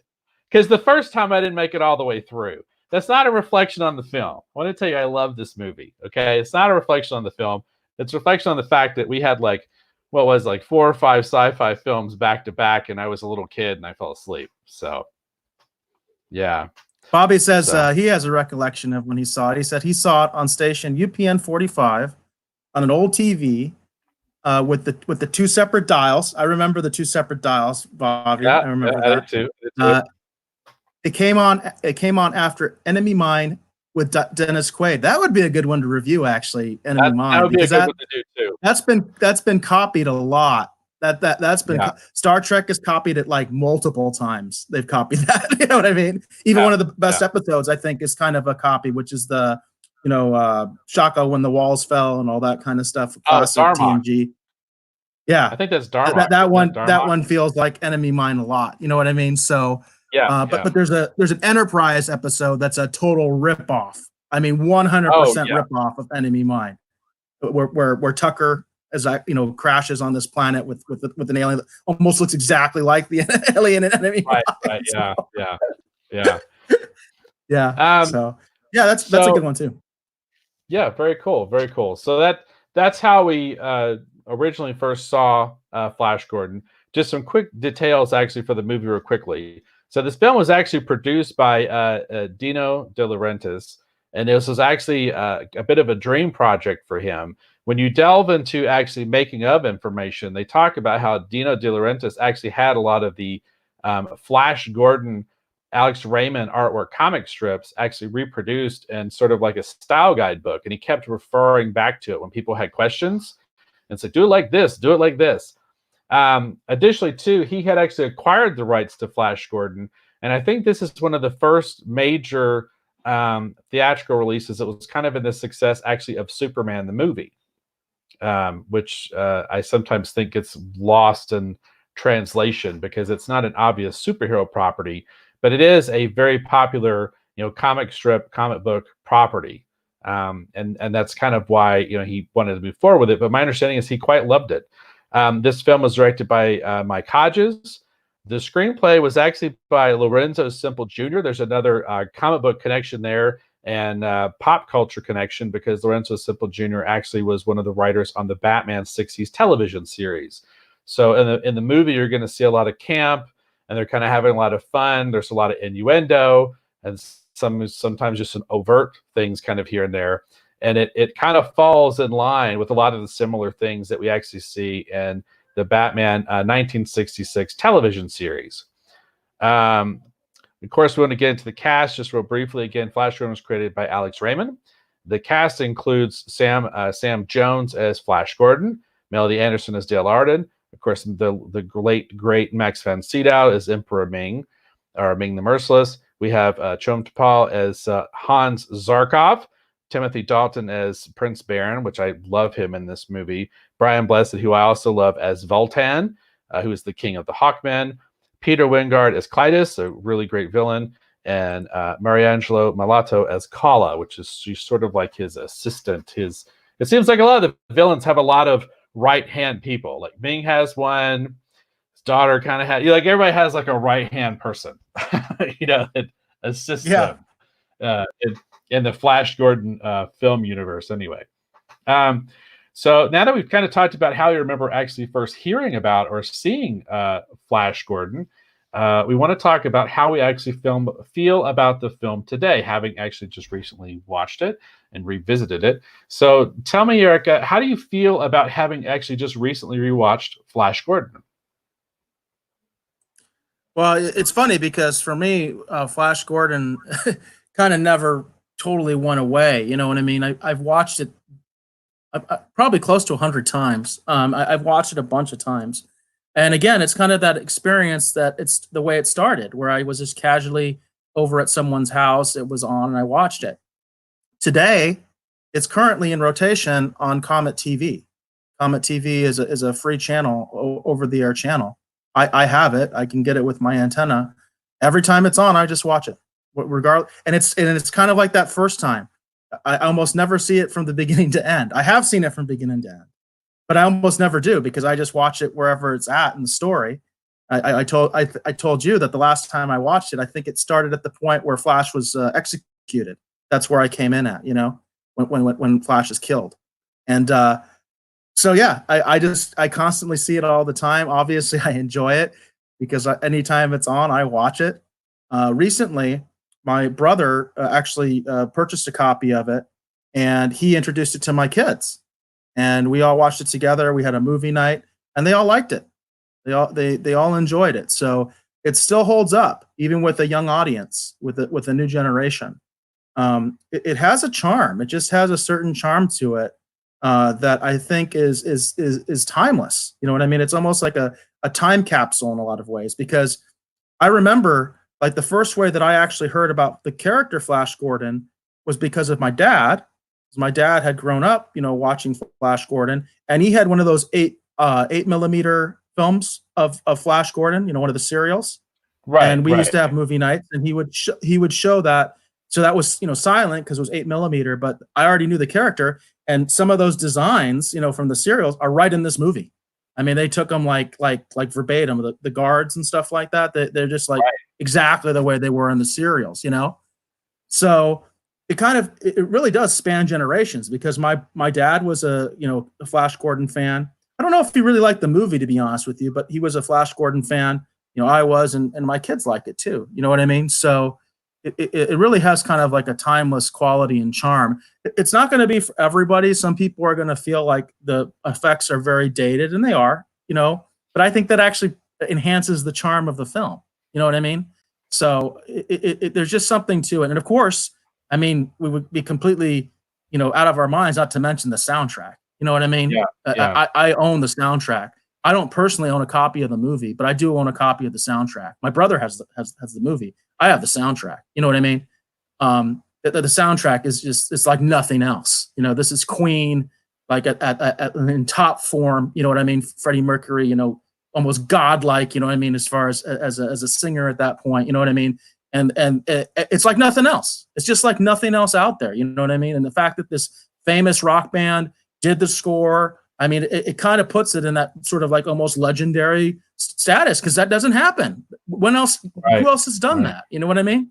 Who else has done that? Very few bands have actually done soundtracks for movies, which would be cool if more did, because it really stands out, right? It stands the test of time. People still remember the Flash. You know what I mean? Like it just, and of course, only Freddie Mercury could hit those notes. You know what I mean? So. Right. I do a terrible job with it, but I mean, he just had that voice, So yeah, there's a lot of charm to this movie. And like I said, every time it's on, I watch it. No, I've rewatched this film so many times, and I've like I said, I've loved it since I was kind of reintroduced to it, and it's such a fantastic film, and so many people love this film. For example, Alex Ross, who's one of the premier, if not one of the major, definitely one of the major comic artists. I'd say within the last several, probably about the last couple of decades. He is a huge fan of Flash I would say Gordon. he's one of the, I would say Alex Ross is one of the greatest modern artists, period. You know what I mean? Alex Ross is just amazing, Yeah. He's a huge fan of Flash Gordon. And there's been a lot of amazing things that have actually come about just because he's such a huge fan. Like a retro film that has cult status. This is one of those premiere films. I mean, this is one of the marquee films that has that unique cult status. The design work on the film is impeccable. Have you seen Ted? Have you seen Ted? Yes, I have. Yeah. All the Flash Gordon stuff, and they actually got the actor, and I mean, it was. I really liked that. I mean, I really related to that. And I thought it was so funny that was like their Star Wars. It was like their movie. Like they loved it more than anything. You know what I mean? And Sam Jones is he is such a great guy. Like if you ever had the chance to meet him at a convention, I highly recommend it. He's such a great guy. I've met him on multiple occasions. And I've had the opportunity to chat with him at San Diego on many occasions. The first time I actually met him, it was kind of weird because my wife and I, who we'd been together for a long time, we were together for a long time, and then we kind of got married in a weird sort of way. Like we didn't date and then get married and we're together. We dated, lived together, and we were basically like a married couple. And then we decided to get married kind of a little bit later on. And it was interesting because the first time that I met Sam Jones, we had actually just recently gotten married. So when we were talking and he discovered that, he's like, marriage is such an important thing. And he's like, and he pulled me aside. He actually pulled me aside and he's like, I don't want you to make some of the same mistakes that I made. So I'm going to give you some advice.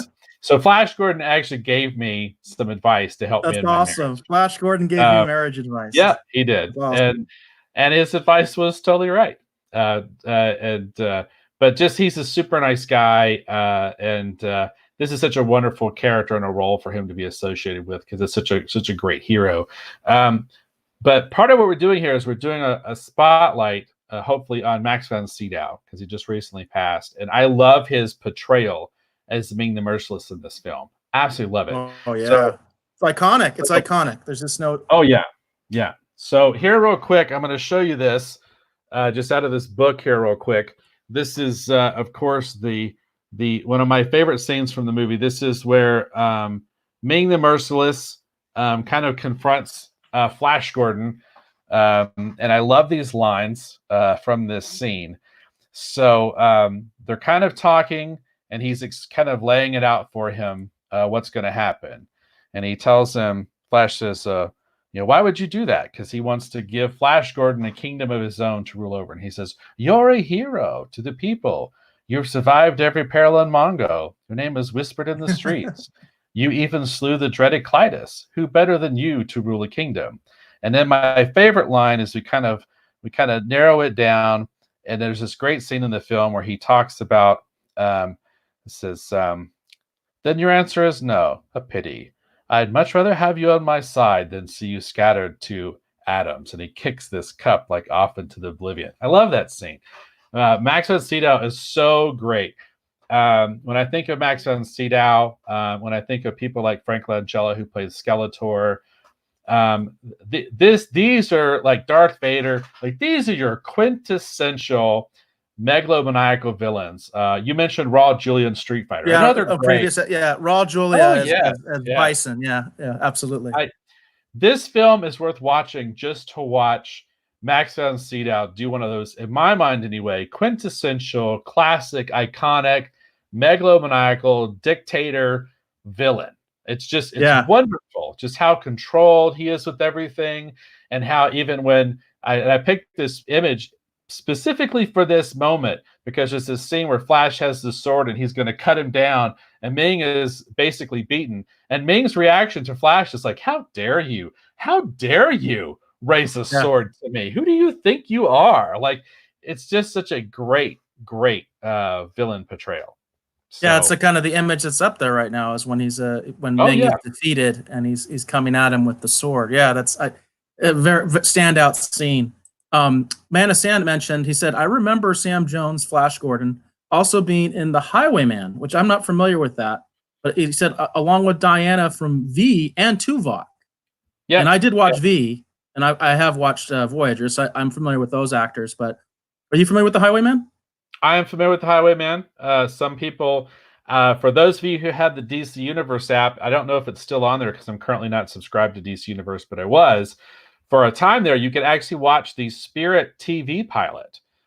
Spirit is a character created by Will Eisner. Oh, wow. I would have liked to and have seen that. Sam Jones like it. actually plays the Spirit. Yeah. And I knew that. I did know that.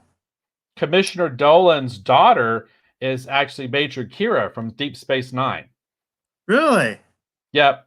How old is she in that? She's pretty young.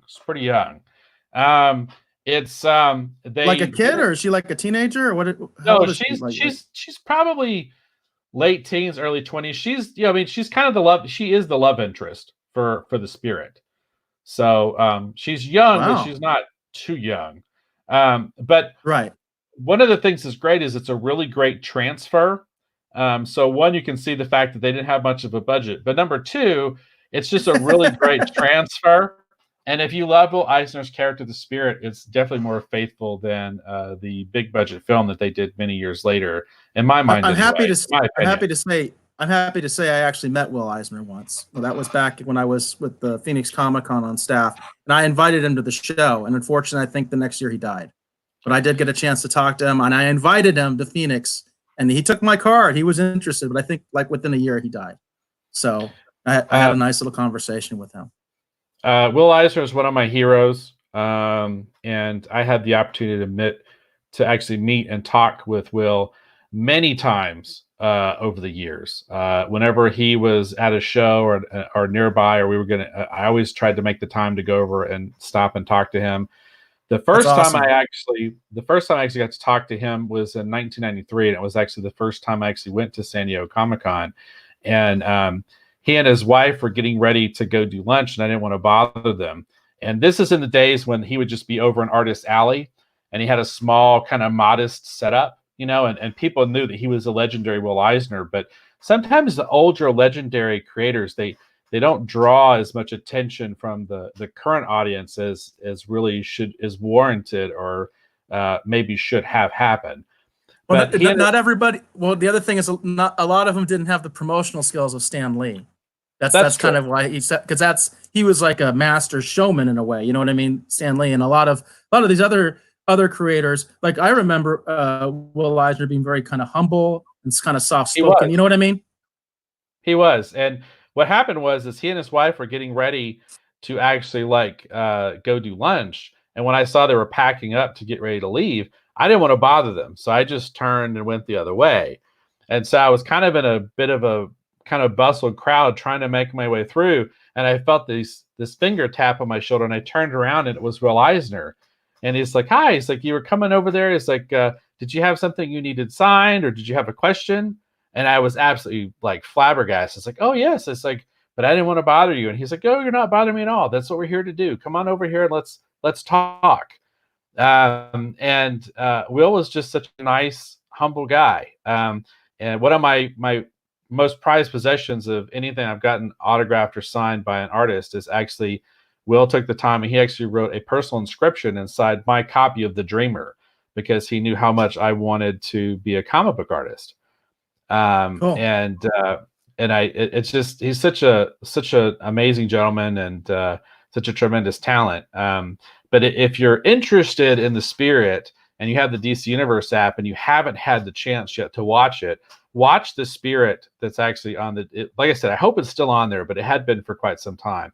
But you can actually watch Sam Jones actually as the Spirit. And it's amazing because the opportunities that Sam has had to play some of these characters, he's picked characters that just seem to fit with his personality really well because he is very much a good-natured guy. He had his time when, he was kind of whatever, but and I think not to the extent that they have fun with it in the Ted movie, but he's pretty much a pretty good natured guy, and he's got some very sort of I don't know, more I don't want to say traditional values. I don't want to get too far into that, but it just the roles that he's played, they kind of fit with who he is. And it's really, really interesting, the characters he's got to play.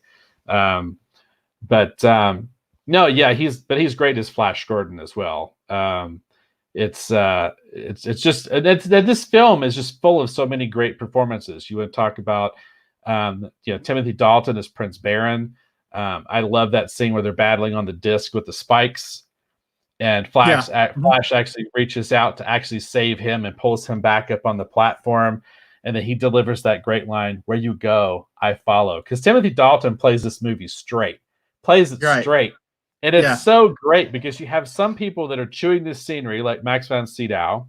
You have Timothy Dalton playing it straight. You have Brian Blessed, who's got it turned up to 30. Like if the dial goes to 10, he's got it turned to 30, and it's just so entertaining to see all these different, ways. Growing up, the Hawkmen were my favorite. That was my favorite as a kid. I loved the Hawkmen. And I'd also seen, I think it was, I can't remember which studio did, but they did a cartoon too. They did an animated film around that time.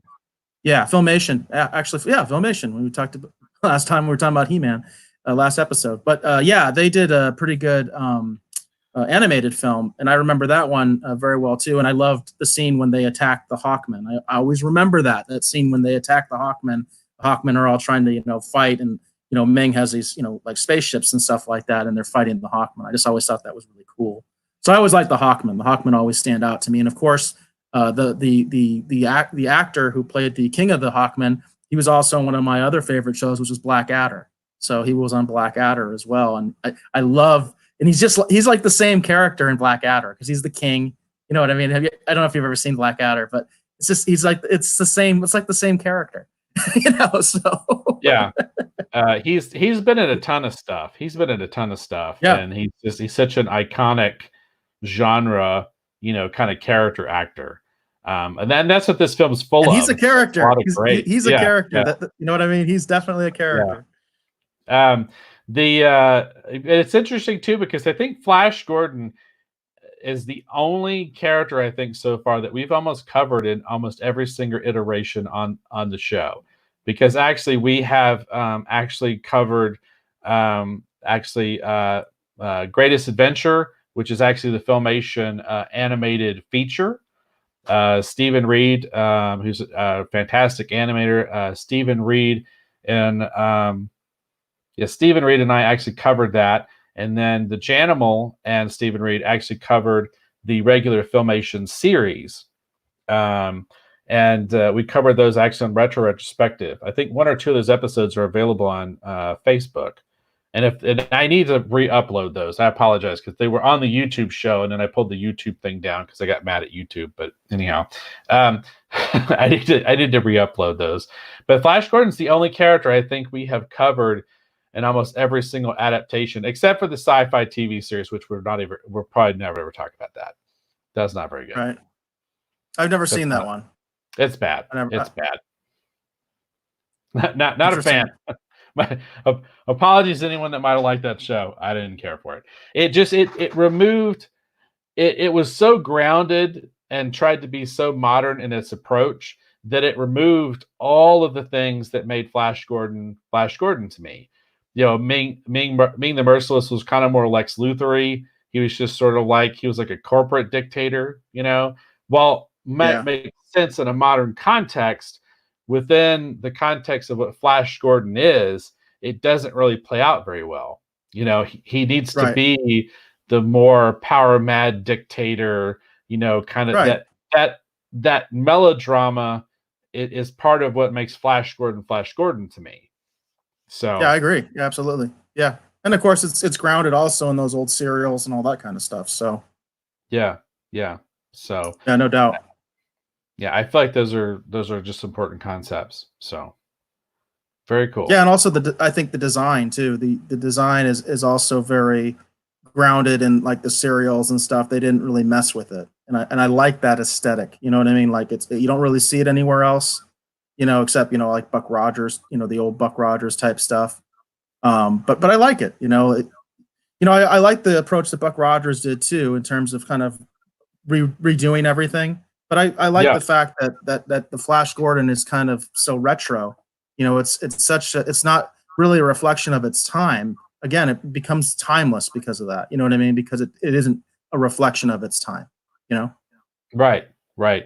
And they did make some changes too, because in the original comic strip, Flash Gordon was a champion polo player, and then this one he's a football player. They have adapted and kind of made changes, but there's a world of difference between making minor tweaks like that to make it a little bit more contemporary, and then some of the things they did in the sci-fi series, which made it feel kind of not like Flash Gordon anymore, and something completely, separate and apart. So sure, absolutely, yeah. Well, just like Buck Rogers, Buck Rogers. I think initially, Buck Rogers was something like I don't even know if he was a pilot. I think he was like a miner or something. I want to say, but I know he wasn't an astronaut. You know what I mean? He wasn't originally an astronaut, obviously, because even though it was a science fiction show, they didn't think that way. So he wasn't an astronaut. So I understand things like that. Right. Very cool. So do we think that's probably good here for our Flash Gordon retrospective? Oh, well, yeah. I think Go ahead. I was just going to say the only thing we have left to do, I forgot, is that we kind of related how we feel about it today. So the last thing would just be if we would recommend this film, like if we think people should watch it. I think that we have kind of said that, but I would definitely state that I think the Flash Gordon film is definitely worth watching if you haven't seen it. Would you agree with that, Eric? Absolutely. Like I said, even just for the soundtrack alone, you know what I mean? So like I said, there are people that I think would have a problem with this movie because the effects are a little bit dated. It is a very unique aesthetic, and you either like it or you don't. You know what I mean? Yeah. So, but the soundtrack alone is worth the price of admission, so to speak. I don't know what platforms this is available on. Like I mentioned that it's in rotation on Comet, and Comet can be streamed, by the way, too. They do have a website where you can stream their content. Are you aware of any streaming providers that have this available or anything like that? Not off the top of my head, unfortunately, no. I'm not either. I have owned this film in so many different forms, and I currently have the Savor of the Universe DVD edition, which at the time was one of the highest transfers that you could actually get. And it actually has painted artwork on it by Alex Ross, and it came with like some Alex Ross art and whatever else. So that's the one I have. And it has a very nice documentary on it actually too, detailing the making of Flash Gordon. So right on. So yeah, we do have some interesting comments over here. Actually, in the chat here from the Rogues Gallery. Yeah, Man of Sam mentions that the visual style, he says, was full of color, and yeah, you're right. It is a very colorful film. You know what I mean? It's got a very unique aesthetic. Like I said, it's got a very unique look to it. Yeah, for sure. So if we think that's good, I guess we'll okay to go ahead to move to the outro. Yeah, I think we're good with the outro. Okay, cool. All right. So I want to thank you for hopefully watching or listening to this episode of the Retro Rogues Live. Again, I want to thank all the commenters in the Rogues Gallery. We had a fun, interesting, and lively show tonight. Thank you for all of your comments and for being a part of the show. Again, my name is Dave Beatty. I've been one of your hosts. You can learn more about me, see some of my artwork, find links to social media and all that other kind of stuff if you're remotely curious about it. You can find all that at my website. That's at davebeatty.com. That's www.davebeaty.com. And I want to thank my co-host. This is Mr. Eric Alexander. Thanks again, obviously, Eric, for being here on the show and taking over when my internet decides to suddenly stop working. Technical difficulties, they happen. If anybody wants to get a hold of me, I'm most available on Twitter. Again, that's BassGod14, BassGod14. You can see that in the corner of my little screen there. And then, as we like to do on this this channel, the way that we like to end, Jane says, Hawkman is my favorite. And with that, we'll leave our listeners and viewers with the last word.